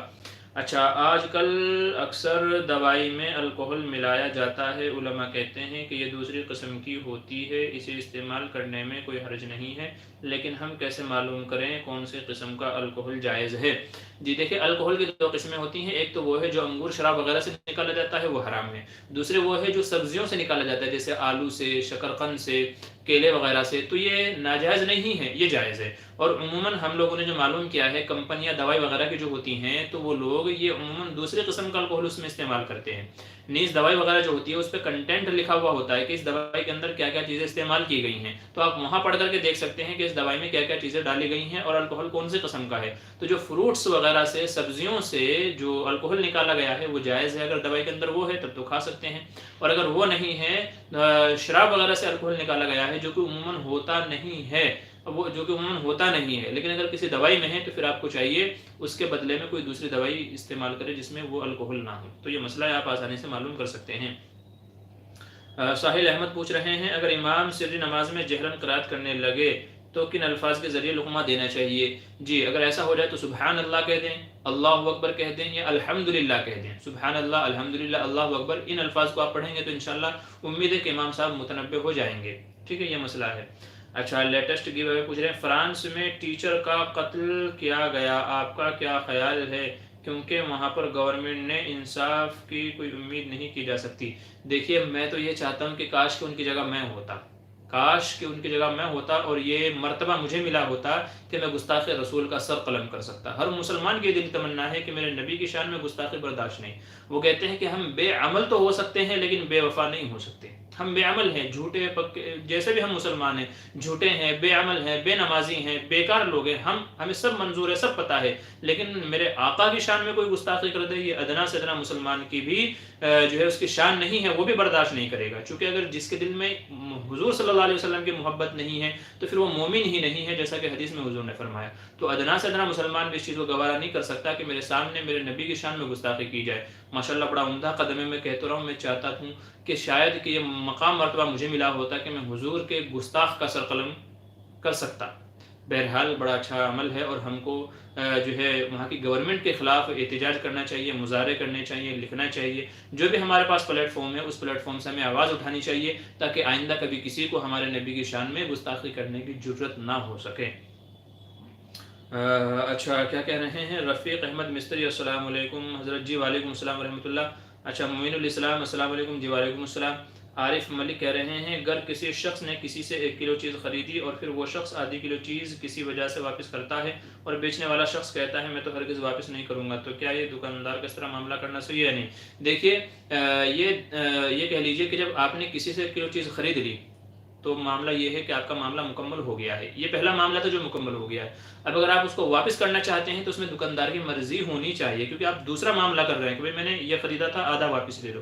تو اگر دکاندار راضی ہوتا ہے تب تو بڑی اچھی بات ہے، اور اس کو راضی ہو جانا چاہیے، کیونکہ دکاندار سے تو کوئی اور بھی خرید لے گا، لیکن اب اس نے خریدا تھا، یہ بیچارہ کہاں جائے گا لے کر کے. تو دکاندار کو راضی ہو جانا چاہیے. لیکن اگر دکاندار راضی نہیں ہوتا تو یہ اس کی مرضی ہے، شریعت کی نظر میں وہ گنہگار نہیں ہوگا. آپ اس کے اوپر دباؤ نہیں بنا سکتے. آپ نے جتنی مانگی اس نے دے دی، اب آپ اس کو واپس کرنا چاہتے ہیں تو یہ اس کی چوائس ہے، اس کی مرضی ہے. وہ لے لے تو بڑی اچھی بات ہے، اس کو لے لینا چاہیے. اسلام ہمیں یہی تعلیم دیتا ہے کہ بیچی ہوئی چیز کو واپس لینے پر آپ صلی اللہ علیہ وسلم نے جنت کا وعدہ فرمایا. بیچی ہوئی چیز کو واپس لینے پر نبی کریم صلی اللہ علیہ وسلم نے جنت کا وعدہ فرمایا. تو اس لیے اگر اس طرح کا معاملہ کبھی پیش آ جائے تو واپس لے لینا چاہیے. لیکن اگر کوئی نہیں لیتا ہے تو ہم اس کو زبردستی نہیں کر سکتے، اور وہ گنہگار بھی نہیں ہوگا شریعت کی نظر میں، چونکہ یہ معاملہ دونوں کی رضامندی سے ہے. سامنے والا راضی ہوتا ہے تو اس کی مرضی ہے، نہیں راضی ہوتا ہے تو وہ بھی اس کی مرضی ہے. بہرحال یہ مسئلہ ہے. محمد اشرف علی، السلام علیکم. میت کے لیے میلاد کرانا کیسا ہے؟ بھائی میت کے لیے میلاد کہاں سے ہوتا ہے؟ میلاد میت کے لیے نہیں ہوتا. بہرحال میلاد کے تعلق سے کئی ساری ویڈیو ہم نے اپلوڈ کر دی ہیں، وہ دیکھ لیجئے. علماء کے بیانات بھی ہیں، تحریرات وغیرہ بھی ہیں، انشاءاللہ ان کو پڑھ لیجئے تو آپ کو مسئلہ سمجھ میں ہو جائے گا.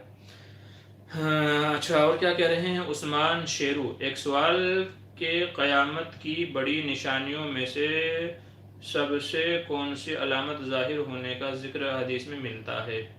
جو قیامت کی بہت ساری علامتیں ہیں، جیسے شام سے ایک آگ نکلے گی، ایک لمبی گردن والا جانور نکلے گا جو لوگوں سے بات کرے گا، حضرت مہدی کا ظہور ہوگا، دجال نکلے گا، حضرت عیسیٰ علیہ السلام اتریں گے، اور ایسے ہی ایک حبشی جو کعبۃ اللہ کو ڈھا دے گا، گرا دے گا.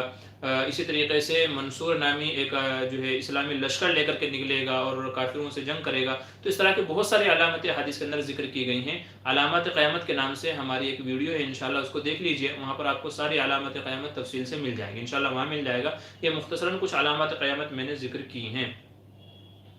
اچھا، اور عثمان شریف کیا پوچھ رہے ہیں؟ اگر سورج کے طلوع ہونا پہلی علامت ہے تو اس کے بعد چونکہ توبہ کا دروازہ بند ہو جائے گا، پھر نماز اور دیگر عبادات کا کیا فائدہ مرتب ہوگا؟ جی دیکھیے، جو یہ علامت بتائی گئی ہے یہ سب سے آخری علامت ہے. علماء یہ فرماتے ہیں کہ سورج کا مغرب سے طلوع ہونا، جدھر جا کر کے چھپتا ہے، تو جس روز سورج ادھر سے نکلے گا تو مطلب یہ ہے اب بس قیامت سر پہ کھڑی ہے، یا یوں کہہ لیجئے آسان الفاظ میں کہ اب قیامت آ چکی ہے، اگلا دن قیامت کا ہے. تو یہ جو سورج کا مغرب سے نکلنا ہے یہ سب سے آخر کی علامت ہے. اب اس کے بعد نہ کوئی مسلمان ہوگا نہ کوئی اس کے بعد کافر ہوگا، بلکہ یوں کہہ لیجئے کہ جو علامت پائی جائے گی یہ اس وقت پائی جائے گی جب پوری دنیا میں کفر کا دور دورہ ہوگا. اللہ کو نہ ماننے والے جب پوری دنیا کے اندر موجود ہوں گے، حضرت عیسیٰ علیہ السلام آئیں گے، دجال کو قتل کریں گے، پھر اسلامی حکومت ہوگی، پھر وہ وفات پا جائیں گے، پھر آہستہ آہستہ لوگ کفر کے اندر داخل ہونے لگیں گے، پھر پوری دنیا میں کفر پھیل جائے گا. جب پوری دنیا میں کفر ہوگا اور ایک بھی اللہ کا نام لینے والا مسلمان نہیں بچے گا، پھر یہ علامت پائی جائے گی کہ مغرب سے سورج نکلے گا اور قیامت قائم ہو جائے گی. تو یہ سب سے آخری علامت ہے، اور بس یہ ہے سورج مغرب سے نکلا اور قیامت آ گئی، یہ مطلب ہے. اچھا، اور کیا پوچھ رہے ہیں اسد کمپیوٹر؟ کیا پوچھ رہے ہیں زینت کی کیا معنی ہے؟ جی زینت کے معنی ہے خوبصورتی، خوبصورت مزین کرنا، زیب و زینت کرنا، سجانا سنوارنا، یہ معنی آتے ہیں زینت کے. جی مستقیم احمد پوچھ رہے ہیں السلام علیکم ورحمۃ اللہ. مفتی صاحب، قبر پر ہاتھ اٹھا کر دعا مانگنا جائز ہے یا نہیں؟ جی ہاتھ اٹھا کر کے دعا مانگ تو سکتے ہیں لیکن مانگنی نہیں چاہیے، کیونکہ اس صورت میں یہ شبہ ہوگا کہ شاید یہ بندہ قبر والے سے مانگ رہا ہے. تو اس لیے قبر پر ہاتھ اٹھا کر کے دعا نہیں مانگنی چاہیے، بلکہ دل میں ہی کھڑے کھڑے ایسے ہی دل میں دعا مانگ لینی چاہیے، یہی بہتر ہے. چونکہ تہمت کی جگہ سے بھی بچنا چاہیے، جیسا کہ حدیث سے مفہوم ہوتا ہے کہ تہمت سے بچنا چاہیے، تہمت والی جگہ سے بچنا چاہیے. تو اس لیے ہاتھ اٹھا کر کے دعا نہ مانگے، کیونکہ دوسرا دیکھنے والا خام خواہ میں غلط فہمی کے اندر مبتلا ہو جائے گا. تو اس لیے بہتر یہ ہے کہ قبر پر ہاتھ اٹھا کر کے دعا نہ مانگے، دل ہی دل میں کر لی جائے. اچھا، گستاخ رسول کا قتل کرنا حکومت کے کیا ہے ذمے کیا کریں، یا اول خود ہی یہ کام اپنے ہاتھوں سے کر لے؟ شریعت میں کیا حکم ہے؟ دیکھیں، جہاں اسلامی حکومت ہے، جہاں ہم کو یہ لگتا ہے کہ جو اہل حکام ہیں، جو امیر ہیں، جو حکومت والے ہیں، ذمہ دار اور اقتدار والے لوگ ہیں، اگر وہ اس کے اوپر قابو پا سکتے ہیں تو پھر عام مسلمانوں کے لیے اس کی اجازت نہیں ہے کہ وہ خود سے کوئی قدم اٹھائیں، بلکہ اپنے امیروں کو، اپنے رہبروں کو ان تک یہ بات پہنچانی چاہیے اور ان کو اس سلسلے میں کوئی قدم اٹھانا چاہیے. لیکن اگر کوئی ایسا ہے نہیں کہ جو اس کے اوپر لگام لگا سکے، کوئی اگر لگام لگا سکے، کوئی ایسا بندہ نہیں ہے، تو پھر آپ کی مرضی ہے، جو چاہے آپ قدم اٹھا سکتے ہیں، وہ آپ کا اپنا عمل ہوگا. ابو لیس کے معنی کیا ہیں؟ لیس جی ابو اللیث، جی لیث کے معنی میرے ذہن میں نہیں ہے، ابھی انشاءاللہ میں بعد میں آپ کو دیکھ کے بتا دوں گا۔ اریبہ، جی اریبہ کے معنی کا بھی مجھے پتہ نہیں ہے، میرے ذہن میں نہیں ہے۔ انشاءاللہ آپ مجھ کو جو ہے کمنٹ میں یہ نام چھوڑ دیجئے، ویڈیو کے کمنٹ میں چھوڑ دیجئے گا، بعد میں جب ویڈیو اپلوڈ ہو جائے گی تو انشاءاللہ میں آپ کو بعد میں اس نام کے معنی بتا دوں گا۔ ماشاءاللہ مفتی صاحب محتشم پاشا، جی شکریہ جزاک اللہ۔ اچھا اور کیا پوچھ رہے ہیں؟ شیخ خلیل کہہ رہے ہیں بچوں کو ڈول وغیرہ گھر میں موجود ہیں تو کیا اس کے سامنے نماز پڑھ سکتے ہیں؟ جی ڈول وغیرہ کو تو ایک سائڈ میں اٹھا کے رکھ دینے چاہیے، بچوں کی ڈول اتنی بڑی نہیں ہوتی، لیکن بہرحال اگر ان کے سامنے نماز پڑھ لی جائے تو بہرحال نماز تو ہو جائے گی، لیکن بہتر یہ ہے کہ بچوں وغیرہ کی جو ڈول ہوتی ہیں ان کو اٹھا کر کے سائڈ میں رکھ دیں۔ اتنے چھوٹے ہمارے گھر تو ہوتی نہیں ہے کہ بھائی ڈول کو اٹھا کر کے اوپر نہ رکھ سکیں یا سائڈ میں نہ کر سکیں، تو اس لیے، لیکن اگر کبھی بے دھیانی میں اگر نماز پڑھ لی گئی ہے تو بہرحال نماز ہو جائے گی، کوئی مسئلہ نہیں ہے اس سلسلے میں۔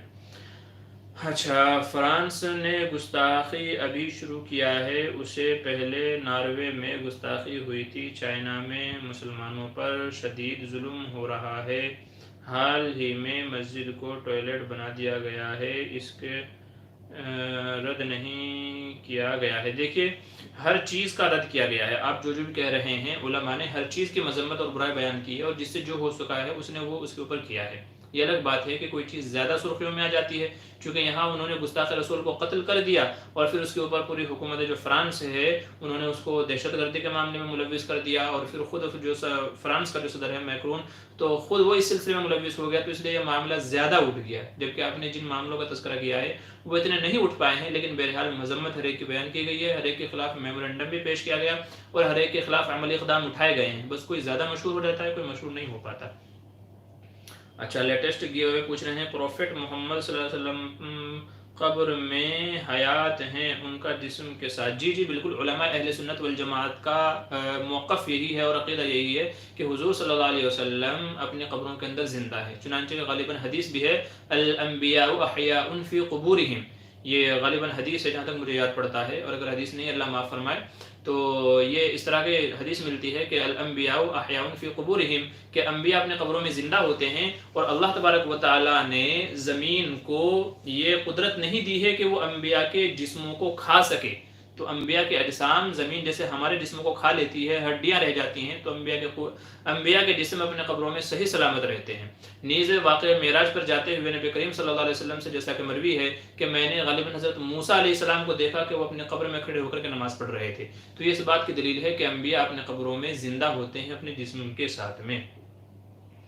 اچھا اور کیا کہہ رہے ہیں مستقیم احمد، کیا کہہ رہے ہیں یہ رفعت کے معنی کیا ہے؟ رفعت کے معنی تو نہیں پتا، لیکن رفعت عین کے ساتھ میں رافع عین تھا، تو رفعت کے معنی ہو جائیں گے بلندی کے، بلندی، اونچائی، ٹھیک ہے، تو یہ رفعت کے معنی ہو جائیں گے۔ اچھا سی ایچ تنویر پوچھ رہے ہیں اگر کسی مسلم کے گھر میں بچہ ہوتا ہے اور جوانی میں اس کو کلمہ آتا نہیں تو کیا وہ مسلمان ہے؟ جی ایسے مطلب یہ تو ہماری بدقسمتی کی بات ہے کہ ہم مسلمان گھرانے میں پیدا ہوئے اور پھر بھی ہم کو کلمہ نہیں آتا، پھر بھی کلمہ نہ آتا ہو تو یہ تو بدقسمتی کی بات ہے، لیکن چونکہ وہ مسلمان کے گھر میں پیدا ہوا ہے تو اس لیے اسے مسلمان ہی کہا جائے گا۔ گھر والوں کو چاہیے کہ اس کو نماز، روزہ، کلمہ وغیرہ تمام اسلامی احکام سکھائیں، کیونکہ جب تک وہ اسلامی احکام نہیں سیکھے گا تو اس کے مطابق عمل کیسے کرے گا، تو اس لیے بہرحال وہ مسلمان ہی شمار کیا جائے گا۔ کامران کے معنی کیا ہے؟ اے ڈی پی اسلامک پوچھ رہے ہیں۔ کامران کے معنی ہے کامیاب، کامران کے معنی ہے کامیاب، فتح مند، اللہ تبارک و تعالیٰ جسے کامیابی عطا کرے، سکسیسفل بھی جسے کہہ سکتے ہیں۔ اچھا معین الاسلام پوچھ رہے ہیں اگر مؤذن فجر کی اذان میں الصلاۃ خیر من النوم بھول گیا تو کیا اذان اور نماز ہو جائے گی؟ جی ہاں، اگر یہ جملہ بھول گیا ہے تو اذان اور نماز دونوں ہو جائے گی، اگر اذان کے دوران ہی یاد آ جائے تو لوٹا لے، اگر اذان کے دوران ہی یاد آ جائے تو لوٹا لے، لیکن اگر نہیں یاد آیا، بھول گیا تھا، پھر بعد میں نماز کے بعد میں یاد آ رہا ہے تو اذان بھی ہو جائے گی اور نماز بھی ہو جائے گی۔ اچھا کیا کہہ رہے ہیں شاہ فہد انصاری، السلام علیکم۔ جی وعلیکم السلام ورحمۃ اللہ وبرکاتہ۔ لیٹسٹ گیے ہوئے پوچھ رہے ہیں سجدہ سہو نماز پوری ہونے کے بعد کر سکتے ہیں کیا؟ جی اگر کوئی بندہ نماز کے دونوں سلام پھیر چکا تھا اور پھر اس کو یاد آیا کہ نماز میں مجھ سے کوئی غلطی ہو گئی تھی جس کی وجہ سے سجدہ سہو لازم تھا، اور اس نے کوئی منافی صلاۃ عمل نہیں کیا تھا، منافی صلاۃ عمل کا مطلب یہ ہے کسی سے بات چیت نہیں کی تھی، اٹھ کر کے نہیں گیا تھا، قبلہ سینے سے نہیں پھرا تھا، کسی سے بات چیت نہیں کی تھی، تو اگر منافی صلاۃ عمل کرنے سے پہلے یاد آ جائے تو سجدہ سہو کر لے اور پھر آخر میں سلام پھر دے، نماز ہو جائے گی، تو نماز کے بعد بھی کر سکتا ہے، شرط یہ ہے کہ منافی صلاۃ عمل نہ کیا ہو۔ ہاں اچھا، کیا کہہ رہے ہیں، پھر تو ناروے چائنا کے پروڈکٹس کے بائیکاٹ کیوں نہیں کیا جا رہا ہے جبکہ یہ ملک آج تک اسلامی دشمن میں؟ جی جی بالکل، ہمیں جو اسلام کی شان میں گستاخی کرتے ہیں ہمیں سب کا بائیکاٹ کرنا چاہیے، ان کے پروڈکٹس وغیرہ کا بائیکاٹ کرنا چاہیے، وہ چاہے چائنا ہو یا چاہے کوئی اور ہو۔ تو جو بھی حضور صلی اللہ علیہ وسلم کی شان میں گستاخی کرتا ہے اور حکومت بھی اس کا ساتھ دیتی ہے تو پھر ہم کو چاہیے کہ جس طرح بھی ہم سے ممکن ہو سکے اظہار یکجہتی کو ہم ظاہر کریں کہ ہم سب مسلمان ایک ہیں، اور ہم سے جو بھی ہو سکتا ہے وہ چاہے لکھ کر کے، بول کر کے، پروڈکٹس کا جو ہے بائیکاٹ کر کے، جیسے بھی ہم کو ممکن ہو ہمیں اپنا احتجاج ظاہر کرنا چاہیے اور اللہ کے دربار میں درج کروانا چاہیے تاکہ ہم کل کو اللہ کے دربار میں کامیاب اور کامران ہوں اور حضور صلی اللہ علیہ وسلم کو جواب دے سکیں۔ دیکھیں یہ ہر بندے کا اپنا عمل ہے، اس کو اپنی ذات سے جو ہے یہ کرنا چاہیے۔ میں خود سے آج سے استعمال نہیں کروں گا چائنا کا پروڈکٹ ہوں یا اس کا پروڈکٹ ہوں، تو ہر بندے کے دل میں یہ نیت ہونی چاہیے، تو ہر بندے کو اپنا عمل دیکھنا ہے، اپنے اعتبار سے احتجاج ظاہر کرانا ہے تاکہ اللہ کے دربار میں سرخرو ہو سکے کہ جب حضور کے شان میں گستاخی ہو رہی تھی میرے بس میں یہ تھا تو میں نے یہ کیا ہے۔ ٹھیک ہے۔ اچھا، اور کیا پوچھ رہے ہیں مفتی صاحب؟ مجھے آپ کا نمبر چاہیے، شاہ فہد جی۔ ہمارا نمبر ہماری دوسری ویڈیوز میں ہے، وہاں سے لے لیجیے گا، ٹھیک ہے، ہمارا نمبر وہاں سے لے لیجیے گا۔ اچھا، آپ کہیں لائیو سوال جواب کبھی ہوتے ہیں کیا؟ جی ہمارے اب تک کے 10 لائیو سوال جواب ہو چکے ہیں، ہر اتوار کو مغرب کے بعد ہوتا ہے، پچھلے اتوار کو اور اس اتوار کو ظہر کے بعد رکھا ہے چونکہ وقت نہیں تھا ہمارے پاس میں شام میں، تو اس لیے انشاءاللہ اگلے ہفتے سے پھر اتوار کو مغرب کے بعد ہی ہوگا، تو اب تک 10 ہو چکے ہیں، ان کو دیکھ لیجیے گا انشاءاللہ، تو یہ آپ کو مل جائیں گے، ٹھیک ہے، وہاں آپ کو سینکڑوں سوالات بلکہ ہزاروں سوالات کے جوابات انشاءاللہ آپ کو مل جائیں گے، تو ہر ہفتے اتوار کو بعد نماز مغرب یہ ہمارا سیشن ہوتا ہے۔ اچھا، شاہ فید Ansari where are you from? جی I'm from Saharanpur and now I'm living in Mumbai. Okay. اچھا، کیا نماز کے قرات میں فاتحہ کے بعد صرف آیت الکرسی پڑھنا جا سکتا ہے؟ جی ہاں، سورہ فاتحہ کے بعد آیت الکرسی پڑھ سکتے ہیں، نماز ہو جائے گی۔ ہم بھی بلکہ عموماً ایسا ہی کرتے ہیں، جمعرات کے دن عشاء کی نماز میں پہلی رکعت میں سورہ فاتحہ، اس کے بعد آیت الکرسی پڑھتے ہیں، اور دوسری رکعت میں سورہ فاتحہ اور سورۃ القاریہ پڑھتے ہیں، یہ ہمارا معمول ہے، تو اگر ایسا کرتے ہیں تو انشاءاللہ نماز ہو جائے گی۔ اچھا، مستقیم احمد پوچھ رہے ہیں آپ کی فراغت کہاں سے ہے؟ جی ہماری فراغت مظاہر سہارنپور اور دارالعلوم دیوبند دونوں جگہوں سے ہے۔ اچھا، مبین قادری پوچھ رہے ہیں مفتی صاحب یہ لائیو ویڈیو کبھی تک چلے گا؟ جی اور سمجھیے کتنا، پونا گھنٹہ ہم کو ہو گیا ہے، تقریباً آدھا گھنٹہ اور رہے گا، آدھا گھنٹہ اور یہ لائیو سوال جواب سیشن رہے گا انشاءاللہ، پھر اس کے بعد یہ پروگرام آئندہ ہفتے رہے گا اتوار کو بعد نماز مغرب انشاءاللہ۔ زندگی رہی حیات باقی تو ملاقات باقی۔ اچھا، ایم ڈی مصروف جی پوچھ رہے ہیں السلام علیکم ورحمۃ اللہ وبرکاتہ۔ جی وعلیکم السلام، شاہ فید انصاری جی ٹھیک ہے۔ شاہ فید ممبئی میں کہاں سے ہیں؟ جی ممبئی میں جوگیشوری سے ہیں، اگر آپ کو ملنا ہے، ملاقات کرنا ہے تو آپ فون پر رابطہ کر لیجیے، انشاءاللہ ہم آپ کو بتا دیں گے، ٹھیک ہے، جوگیشوری سے ہیں۔ اچھا، اور کس کا کیا سوال ہے میرے بھائی کا؟ جی چلیے تب تک کہ میں، اچھا یہ کچھ سوال تھے، اچھا جب تک کہ دوسروں کے سوال آتے ہیں تو مردے سنتے ہیں یا نہیں؟ ایک سوال یہ ہے کہ مردے سنتے ہیں یا نہیں قبروں کے اندر، تو اس کا جواب یہ ہے کہ بعض احادیث سے معلوم ہوتا ہے کہ مردے سنتے ہیں اور بعض احادیث سے معلوم ہوتا ہے کہ سنتے نہیں ہیں، اس لیے علماء کے درمیان یہ مسئلہ مختلف ہو گیا ہے۔ علماء اہل سنت والجماعت کا صحیح موقف یہ ہے کہ مردے ویسے تو نہیں سنتے، اللہ تبارک و تعالی جب جس حال میں چاہتے ہیں تو ان کو سنوا دیتے ہیں، اللہ تبارک و تعالی جب جس حال میں سنوانا چاہتے ہیں تو ان کو سنوا دیتے ہیں، تو اس لیے اپنی ذات کے اعتبار سے مردے نہیں سنتے، ہاں اللہ تبارک و تعالی چاہتے ہیں تو سنوا دیتے ہیں، اسی لیے جب ہم قبرستان جاتے ہیں تو دعا پڑھتے ہیں السلام علیکم یا اہل القبور، تو اس کا مطلب یہ ہے کہ وہ سنتے ہیں لیکن اللہ کی مشیت، اللہ کی مرضی کے ساتھ میں، تو یہ علماء اہل سنت والجماعت کا موقف ہے۔ اچھا، اور کیا پوچھ رہے ہیں کہ جی السلام علیکم شعیب قاسمی جی وعلیکم السلام، ڈاکٹر اسرار احمد سے علماء دیوبند کو کس بات پر اختلاف تھا؟ جی چونکہ جو ڈاکٹر اسرار احمد ہیں وہ مولانا مودودی کی جماعت سے جڑے ہوئے ہیں، اور مولانا مودودی نے بہت ساری جگہ ٹھوکر کھائی ہے، ان سے بہت ساری غلطیاں ہوئی ہیں، جماعت اسلامی دوسرے الفاظ میں کہہ لیجئے تو جماعت اسلامی کے ماننے والے ہیں ڈاکٹر اسرار احمد، تو چونکہ اہل سنت والجماعت سے مولانا مودودی نے کئی باتوں میں اختلاف کیا ہے، جس میں ایک بالخصوص حضرت امیر معاویہ رضی اللہ عنہ کے تعلق سے ہے، اور صحابہ کرام رضی اللہ عنہم کے تعلق سے ہے، اور انبیاء کرام رضی اللہ عنہم کی شان میں جو ان سے کچھ گستاخیاں کہہ لیجئے یا ہوئی ہیں، یا ان کی شان میں جو نازیبہ کلمات انہوں نے کہے ہیں، تو یہ مین ذریعہ ہے جس کی وجہ سے علماء دیوبند ان سے اختلاف کرتے ہیں، تو ڈاکٹر اسرار احمد نے بھی چونکہ انہیں کی پیروی کرتے ہوئے کچھ باتوں میں علماء اہل سنت والجماعت کے وہ موقف سے ہٹ گئے ہیں، تو بس انہی چیزوں میں اختلاف ہے۔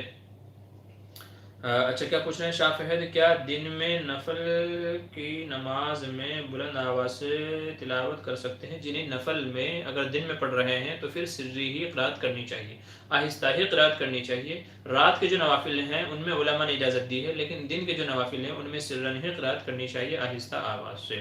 اچھا کیا محمد کلیم انصاری پوچھ رہے ہیں السلام علیکم۔ وعلیکم السلام مفتی صاحب، وضو کا بچا ہوا پانی قبلہ رخ کھڑے ہو کر کے پینا کیسا ہے؟ جی وضو کا بچا ہوا پانی قبلے کی طرف رخ کر کے کھڑے ہو کر کے پیا جا سکتا ہے۔ غالباً حضرت علی رضی اللہ عنہ سے روایت ہے کہ انہوں نے اسی طریقے سے پانی پیا تو شاید ان کے صاحبزادے حضرت حسن یا حسین نے ان کو تعجب سے دیکھا، تو حضرت علی نے فرمایا کہ تم مجھے تعجب سے دیکھ رہے ہو، حالانکہ میں نے حضور صلی اللہ علیہ وسلم کو ایسے ہی کھڑے ہو کر کے وضو کا بچا ہوا پانی پیتے ہوئے دیکھا ہے، تو اس لیے یہ عمل جائز ہے، ایسا پی سکتے ہیں، کھڑے ہو کر کے پئیں تو بھی جائز ہے، بیٹھ کر کے پئیں تو بھی جائز ہے، دونوں کی اجازت ہے۔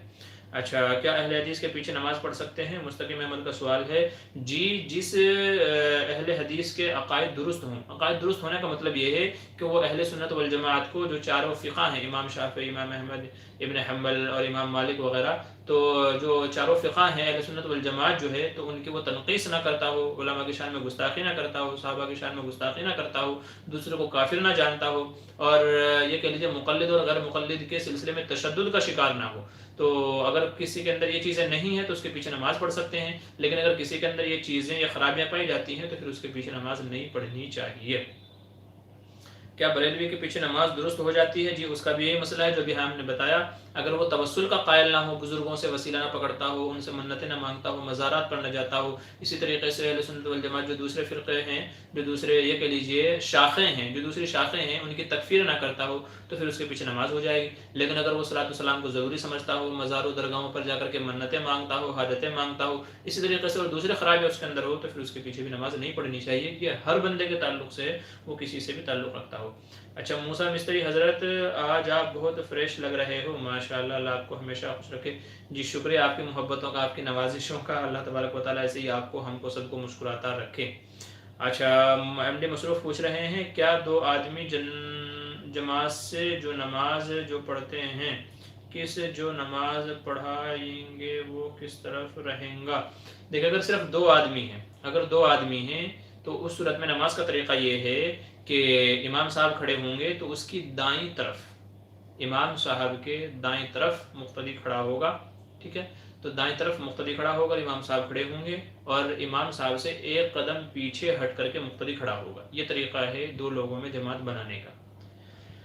اچھا اور کیا پوچھ رہے ہیں، کیا مفتی صاحب لائیو ٹائم چینج کر دیا گیا؟ جی نہیں، ٹائم چینج نہیں کیا ہے، ہم اصل میں ابھی سفر میں ہیں، انشاءاللہ کچھ ہی دنوں میں ہم پہنچ جائیں گے اپنی جگہ پہ، انشاءاللہ آئندہ ہفتے سے مغرب کے بعد کا ہی ٹائم رہے گا، انشاءاللہ اگلے ہفتے سے۔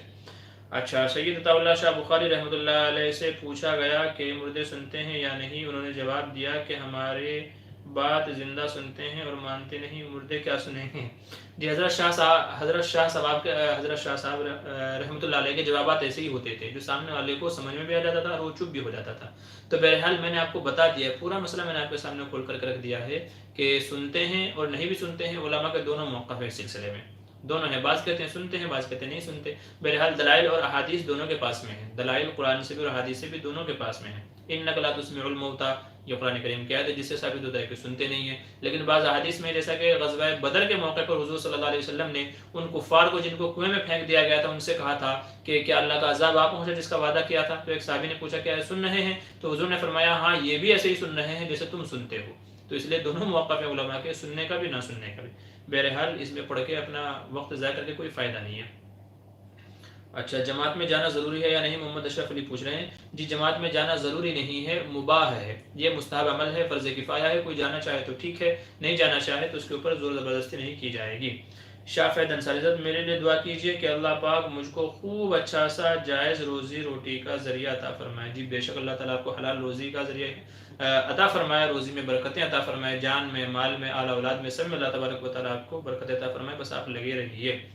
اچھا یہ پوچھ رہے ہیں عامر کہیں نئی جگہ پر ہو یا سفر میں ہوں، اچانک کیسے پتہ چلے گا؟ کیا پوچھ رہے ہیں؟ کہیں نئی جگہ پر ہو یا سفر میں ہو اچانک کیسے پتہ چلے گا؟ جی کیا پوچھنا چاہ رہے ہیں آپ؟ دیکھیے جو بھی لوگ ہیں نا، آپ اگر وہ جو پوچھ رہے ہیں کہ غیر مقلد یا بریلوی حضرات، تو وہ ان کی مسجدیں دیکھ کر کے ہی معلوم پڑ جاتا ہے، مسجدوں کا رنگ دیکھ کر کے، کلر دیکھ کر کے ہی معلوم پڑ جاتا ہے، ان کے ہاؤ بھاؤ سے امام صاحب جو ہوتے ہیں، ان کے ہاؤ بھاؤ سے، چال ڈال سے، باتوں کے انداز سے معلوم پڑ جاتا ہے کہ وہ کہاں سے تعلق رکھتا ہے. تو آپ پہلے ہی جانچ لیجئے کون ہے کون نہیں ہے. اچھا شافعی انصاری حضرت، what do you do, I mean what is your job? جی میری جاب یہ ہے کہ ہم مسجد کے اندر بھی امامت کراتے ہیں اور مدرسے میں پڑھاتے بھی ہیں، اور اس کے علاوہ دارالافتاء کی خدمات بھی ہمارے ذمہ ہیں، یہ ہمارا کام ہے. اچھا جی، اور یوٹیوب پہ بھی آپ حضرات کی خدمت کرتے رہتے ہیں.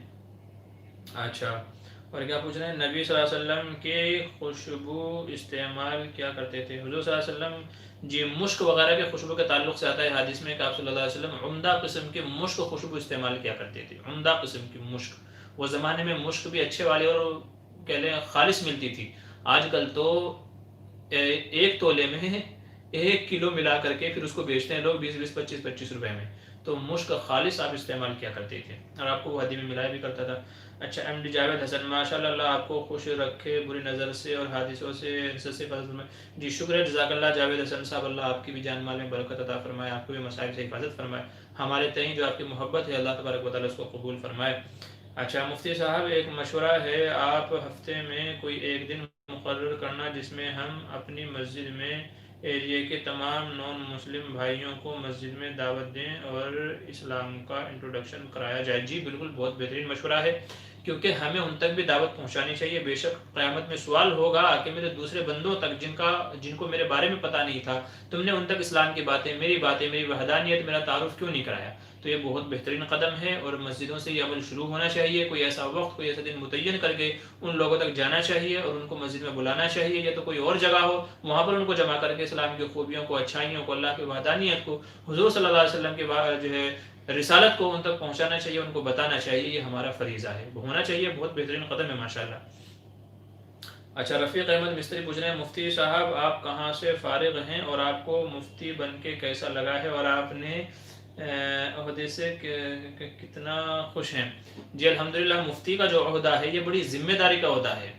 لوگ مفتی تو بن جاتے ہیں لیکن یہ بڑی ذمہ داری کا عہدہ ہے. حدیث میں آپ صلی اللہ علیہ وسلم نے ارشاد فرمایا اجرؤکم علی الفتیا اجرؤکم علی النار، کہ جو فتویٰ دینے میں جلدی کرتا ہے یا جری ہوتا ہے، کہ جس نے جو پوچھا فٹاک سے جواب دے دیا بنا سوچے سمجھے، تو فرمایا کہ وہ جہنم کے اوپر جری ہو رہا ہے. تو یہ عہدہ تو بہت بڑا ہے، اس کے بعد کوئی عہدہ نہیں ہے، بہت بڑا عہدہ ہے، بڑی ذمہ داریاں ہیں. لیکن بہرحال یہ بھی خوش قسمتی کی بات ہے، الحمدللہ ہم اپنی جگہ خوش ہیں کہ اللہ تبارک و تعالیٰ مسئلے مسائل کے تعلق سے، دین کی رہنمائی اور رہبری کے تعلق سے اللہ تبارک و تعالیٰ ہم سے کام لے رہا ہے. بس دعا یہ ہے کہ اللہ تبارک و تعالیٰ کج روی سے بچائے، غلط سوچ، غلط افکار سے بچائے، اللہ تبارک و تعالیٰ بری چیزوں سے بچائے. کیونکہ جو بندہ جتنے اوپر کے لیول پہ ہوتا ہے تو شیطان اس کو اتنا ہی بہکانے کی کوشش کرتا ہے. آپ حضرات بھی دعا فرمائیں کہ اللہ تبارک و تعالیٰ حفاظت فرمائے ہر طرح کے شر سے، فتنے سے. بہرحال مفتی کا ہوتا بڑا اچھا ہوتا ہے، بڑا عمدہ ہوتا ہے. بلکہ میں تو یہ چاہتا ہوں کہ ہر بندے کو مفتی ہونا چاہیے، خاص کر مسجدوں کے اندر جو امام حضرات ہیں ان کو مفتی ہونا چاہیے. کیونکہ آج کل لوگ قاری بن جاتے ہیں، مسجد میں جا کے نماز پڑھانے لگ جاتے ہیں. اب قاری کو کیا پتہ کتنی قرات کرنے سے نماز ہوگی کتنی نہیں ہوگی، نماز میں یہ غلطی ہو گئی تو نماز ہوئی کہ نہیں ہوئی، قاری کو کیا پتہ. تو اس لیے میری تو خواہش یہ ہے کہ ہر مسجد کے اندر نماز پڑھانے والا مفتی ہونا چاہیے. آج کل لوگوں کی نمازیں خراب ہو رہی ہیں، وجہ یہ ہے کہ امام صاحب کو خود پتہ نہیں ہے قرات کیسے کرنی چاہیے، کتنی کرنی چاہیے. نتیجہ یہ ہوتا ہے کہ امام صاحب بھی غلط نماز پڑھا رہے ہیں، پیچھے والوں کی بھی نمازیں غلط ہو رہی ہیں.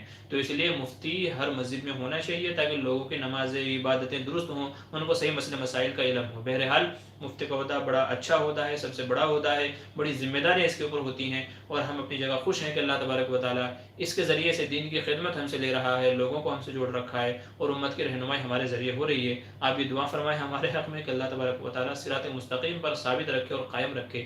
آمین ثم آمین. اچھا جی کیا کہہ رہے ہیں، کیا امت پر دعوت و تبلیغ فرض عین ہے؟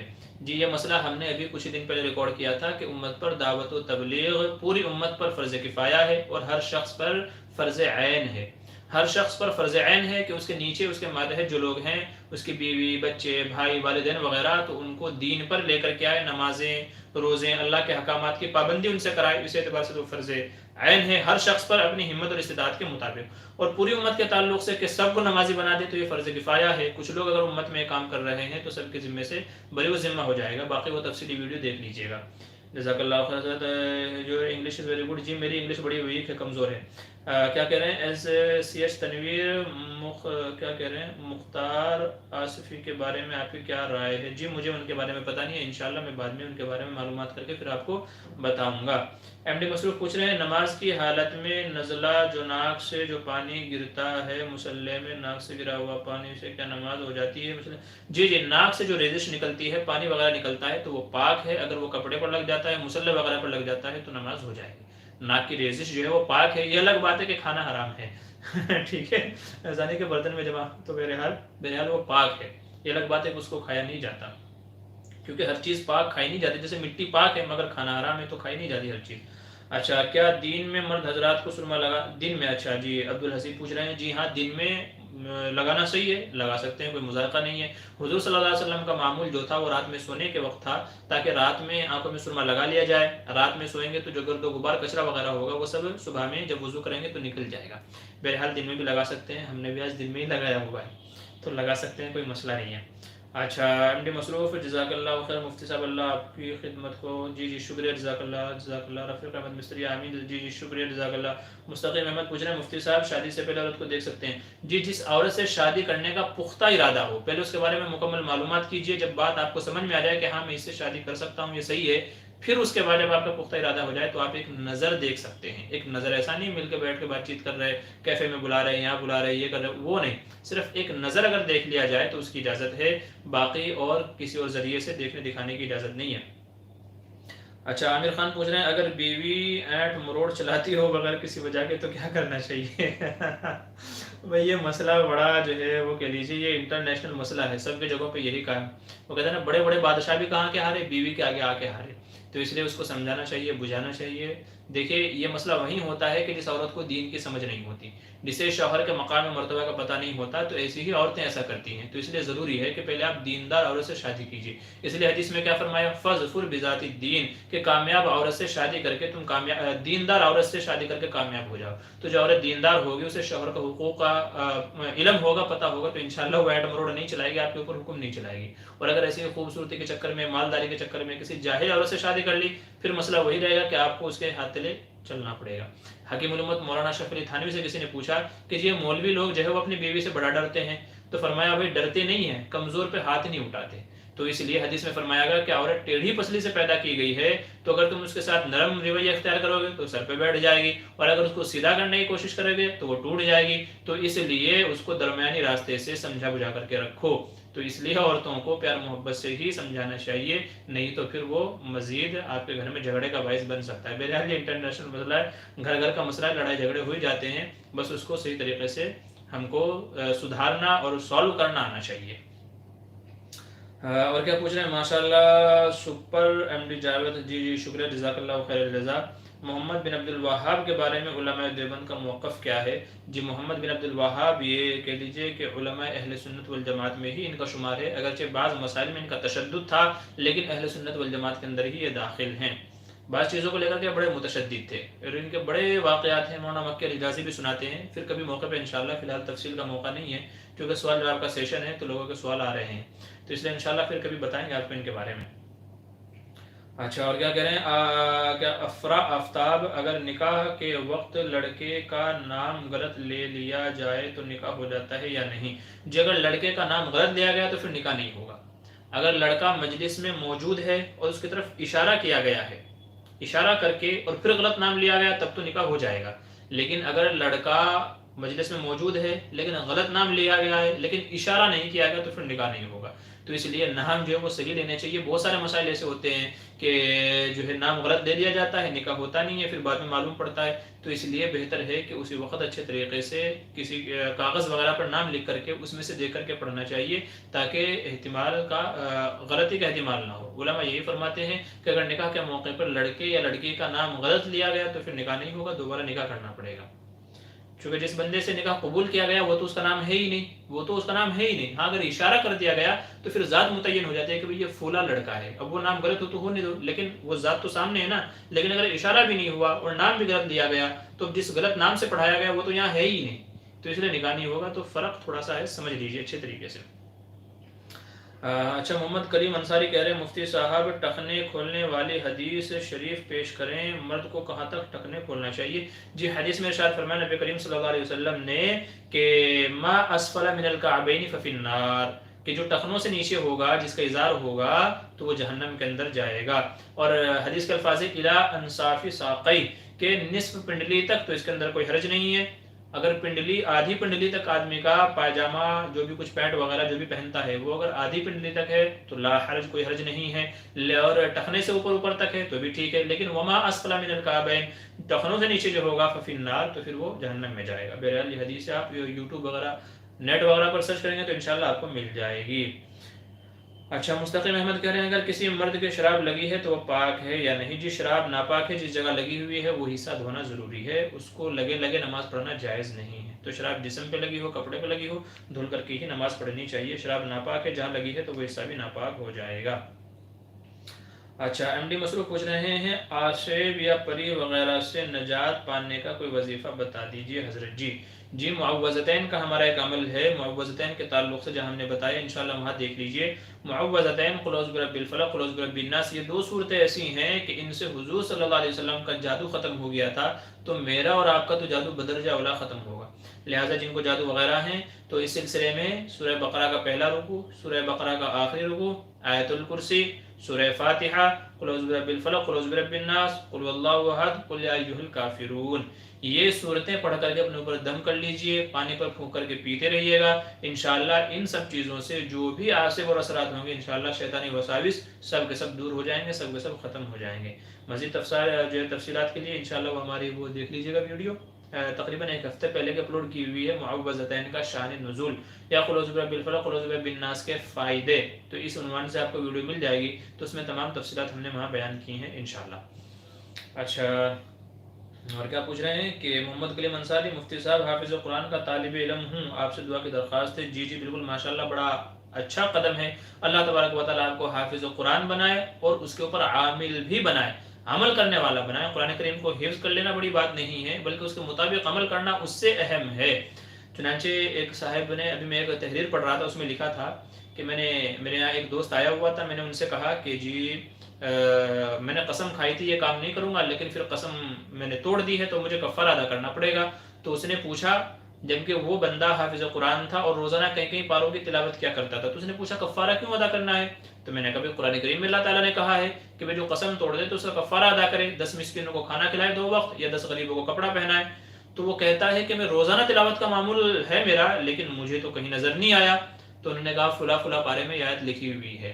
تو قرآن یاد کر لینا بڑی بات نہیں ہے، اس میں سمجھنا اصل ہے۔ اللہ تعالیٰ نے قرآن کو رٹنے کے لیے نہیں بھیجا، بلکہ وَلَقَدْ يَسَّرْنَا الْقُرْآنَ لِلذِّكْرِ فَهَلْ مِن مُدَّكِرٍ، ہم نے قرآن کریم کو آسان کر دیا ہے، تو کوئی ہے نصیحت حاصل کرنے والا، کوئی ہے یاد کرنے والا؟ تو قرآن تو سراپا نصیحت ہے، تو قرآن کے مطابق ہمارا عمل ہونا چاہیے، یہ بڑی بات ہے۔ تو اسے حفظ کرنا بڑی بات نہیں ہے۔ بہرحال حفظ کرنے کے فضائل اپنی جگہ ہیں، کہ جو حافظ قرآن بن جاتا ہے اللہ تعالیٰ اس کو جنت میں کہیں گے بھئی پڑھتا جا، جنت کے درجوں پر چڑھتا جا، لیکن یہ بھی اسی حافظ کے لیے ہے کہ جو عالم بعمل ہو، جو حافظ قرآن ہو اور قرآن کے مطابق عمل بھی کرتا ہو، تو یہ اس کے لیے ہے، نہیں تو بے عمل اس کو تو پہلے جہنم میں جانا پڑے گا، جس کے عمل نہیں ہوں گے، گناہوں کا جو ہے جواب دینے کے لیے، گناہوں کی سزا بھگتنے کے لیے پہلے جہنم میں جانا پڑے گا۔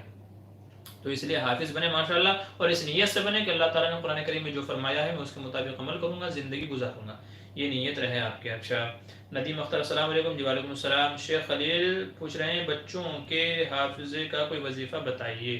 جی، بچوں کے حافظے کے لیے بہتر یہ ہے جو حضرت موسیٰ علیہ السلام نے دعا مانگی تھی وہ دعا پڑھ لیجئے، رب اشرح لی صدری ویسر لی امری واحلل عقدۃ من لسانی یفقہوا قولی۔ یہ دعا بچوں کو پڑھ کر کے پھونکتے رہیے، بچوں کو سکھا دیجئے، قرآن کریم یاد کرنے سے پہلے، دوسری چیزیں یاد کرنے سے پہلے یہ دعائیں پڑھنے کا معمول بنا لے تو انشاءاللہ حفظ میں آسانی ہو جائے گی، اللہ تعالیٰ ذہن کو پورا کر دے گا۔ اچھا، جس شخص کی نماز لگی ہوئی ہو اس کو کیا کہہ رہے ہیں، جس شخص کو نظر لگی ہوئی ہو اس کو غسل جو ہے کروانے کا جو حکم ہے، لیکن اگر وہ شخص معلوم ہی نہیں ہو تو کیا کریں؟ جب معلوم ہی نہیں ہے تو پھر کوئی مسئلہ نہیں ہے، پھر نظر اتارنے کے جو طریقے ہیں وہ دوسرے طریقے ہیں، تو ان کے مطابق پھر آپ کو عمل کرنا چاہیے، ٹھیک ہے؟ تو جو دوسرے طریقے ہیں ان کے مطابق ہونا چاہیے آپ کا۔ اچھا جی، بس تھوڑا سا ہی وقت ہے انشاءاللہ، پھر اس کے بعد جو ہے ہم اپنا یہ لائیو سوال جواب بند کر دیں گے، ٹھیک ہے؟ اچھا، قرآن روزانہ کتنا پڑھنا چاہیے؟ جی روزانہ اگر آپ پڑھ سکتے ہیں تو کم از کم ایک پارہ حفظ کرنا چاہیے، روزانہ کم از کم ایک پارہ آپ کو حفظ کرنے کا معمول بنا لینا چاہیے تلاوت کا۔ اچھا، تیل کس وقت لگانا سنت ہے؟ بھئی ویسے تو آپ کسی بھی وقت لگا لیتے ہیں، لیکن عموماً ہمارے دیار میں نہانے کے بعد لگاتے ہیں، تو آپ کی مرضی ہے، جب آپ کو وقت ملے رات میں لگا لیں، دن میں لگا لیں، جب آپ کو موقع ہو تب لگا لیں، کوئی مذائقہ نہیں ہے، کوئی حرج نہیں ہے۔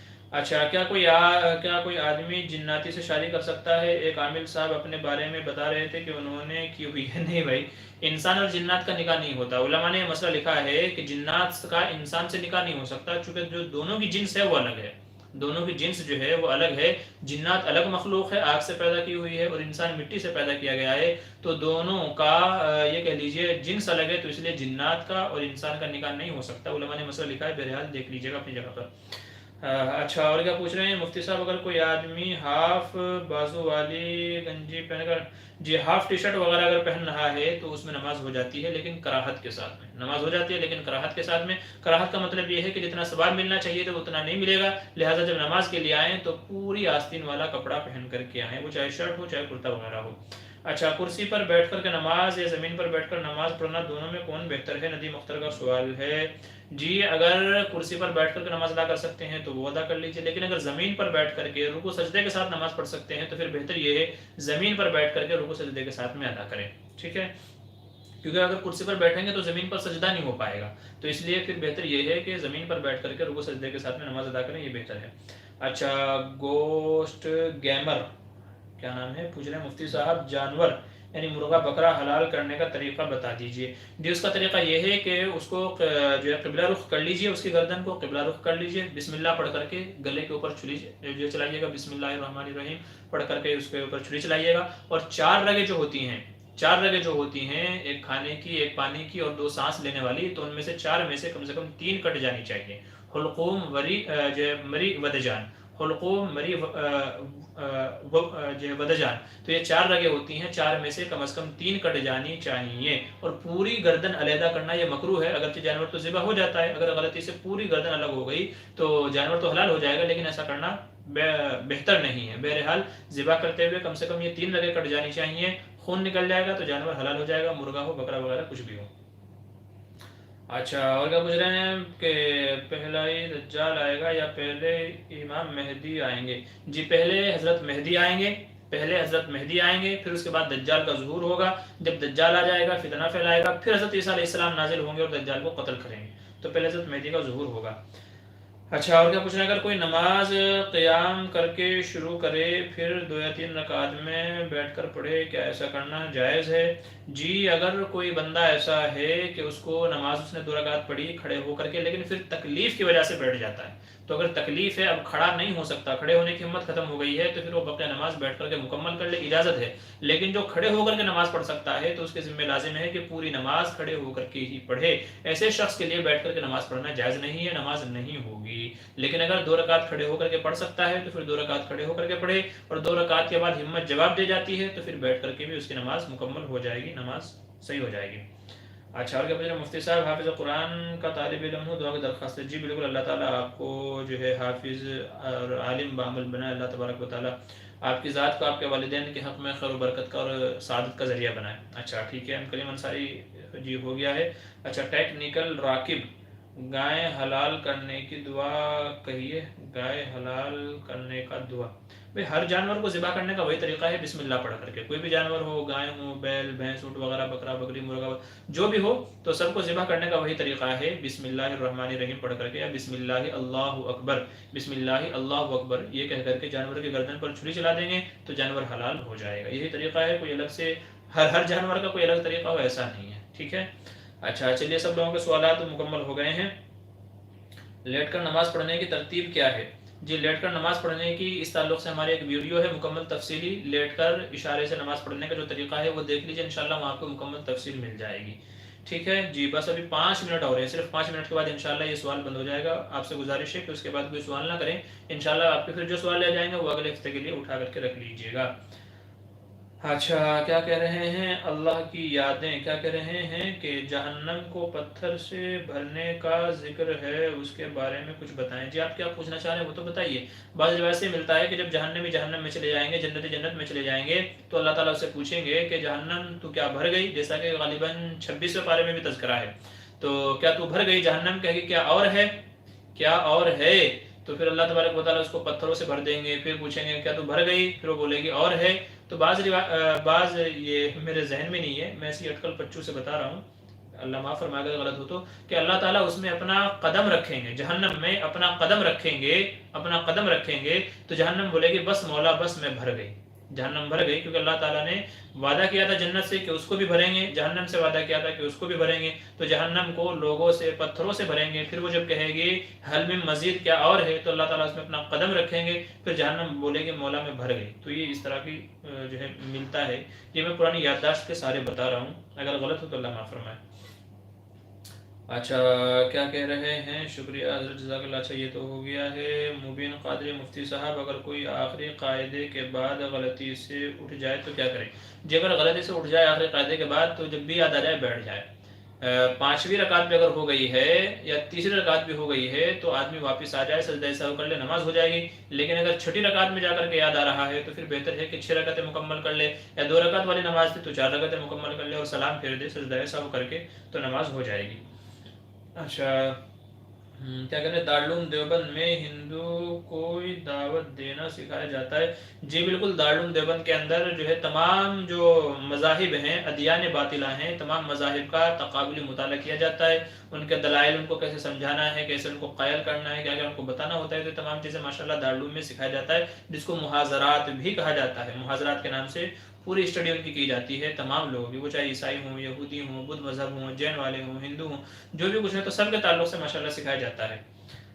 اچھا ٹھیک ہے، اللہ ٹھیک ہے ہو گیا۔ یہ تو کیا کہتے ہیں ٹائفائڈ بخار کی تکلیف ہے، ٹائفائڈ بخار کی تکلیف ہے، جی ٹائفائڈ بخار کی مجھے، جی تو اس سلسلے میں دوا کیجیے، سورہ فاتحہ وغیرہ پڑھتے رہیے، انشاءاللہ دور ہو جائے گی۔ اچھا مفتی صاحب گٹکا کھانا، سگریٹ پینا کیسا ہے؟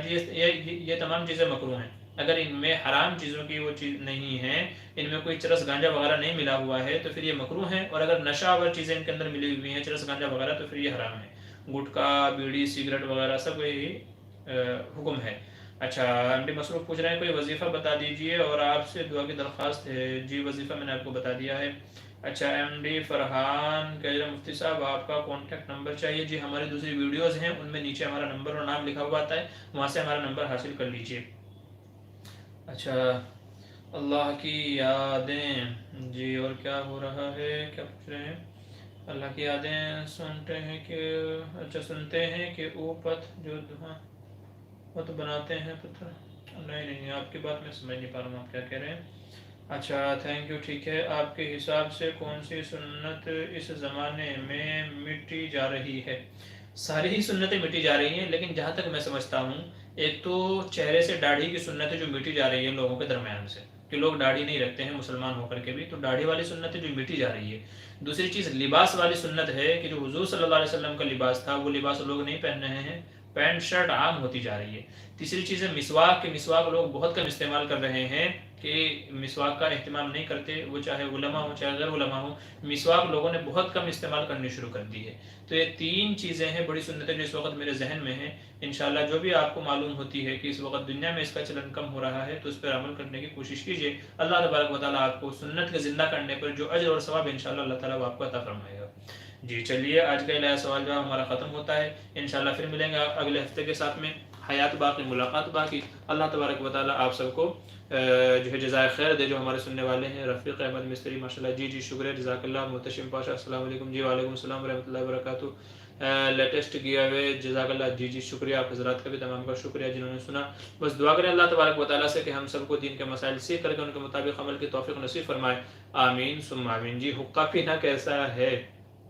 الہند کمپیوٹر، جی جس حقے میں نشہ ہے وہ حرام ہے، اور جو فلیور والا جو حقہ پیتے ہیں تو اس کی اگرچہ اجازت ہے لیکن بہرحال بری عادت ہے، ہو سکتا ہے کہ اس حقے سے آپ کو جو تمباکو والا ہوتا ہے نشے والا ہے اس کی بھی عادت لگ جائے، تو اس لیے حقہ پینا یہ مکروہ ہے۔ تو یہ حقہ فلیور والا جو پیتے ہیں اگرچہ گنجائش ہے لیکن نہیں پینا چاہیے، بہتر یہی ہے۔ چلیے یہ آخری سوال تھا. السلام علیکم ورحمۃ اللہ وبرکاتہ.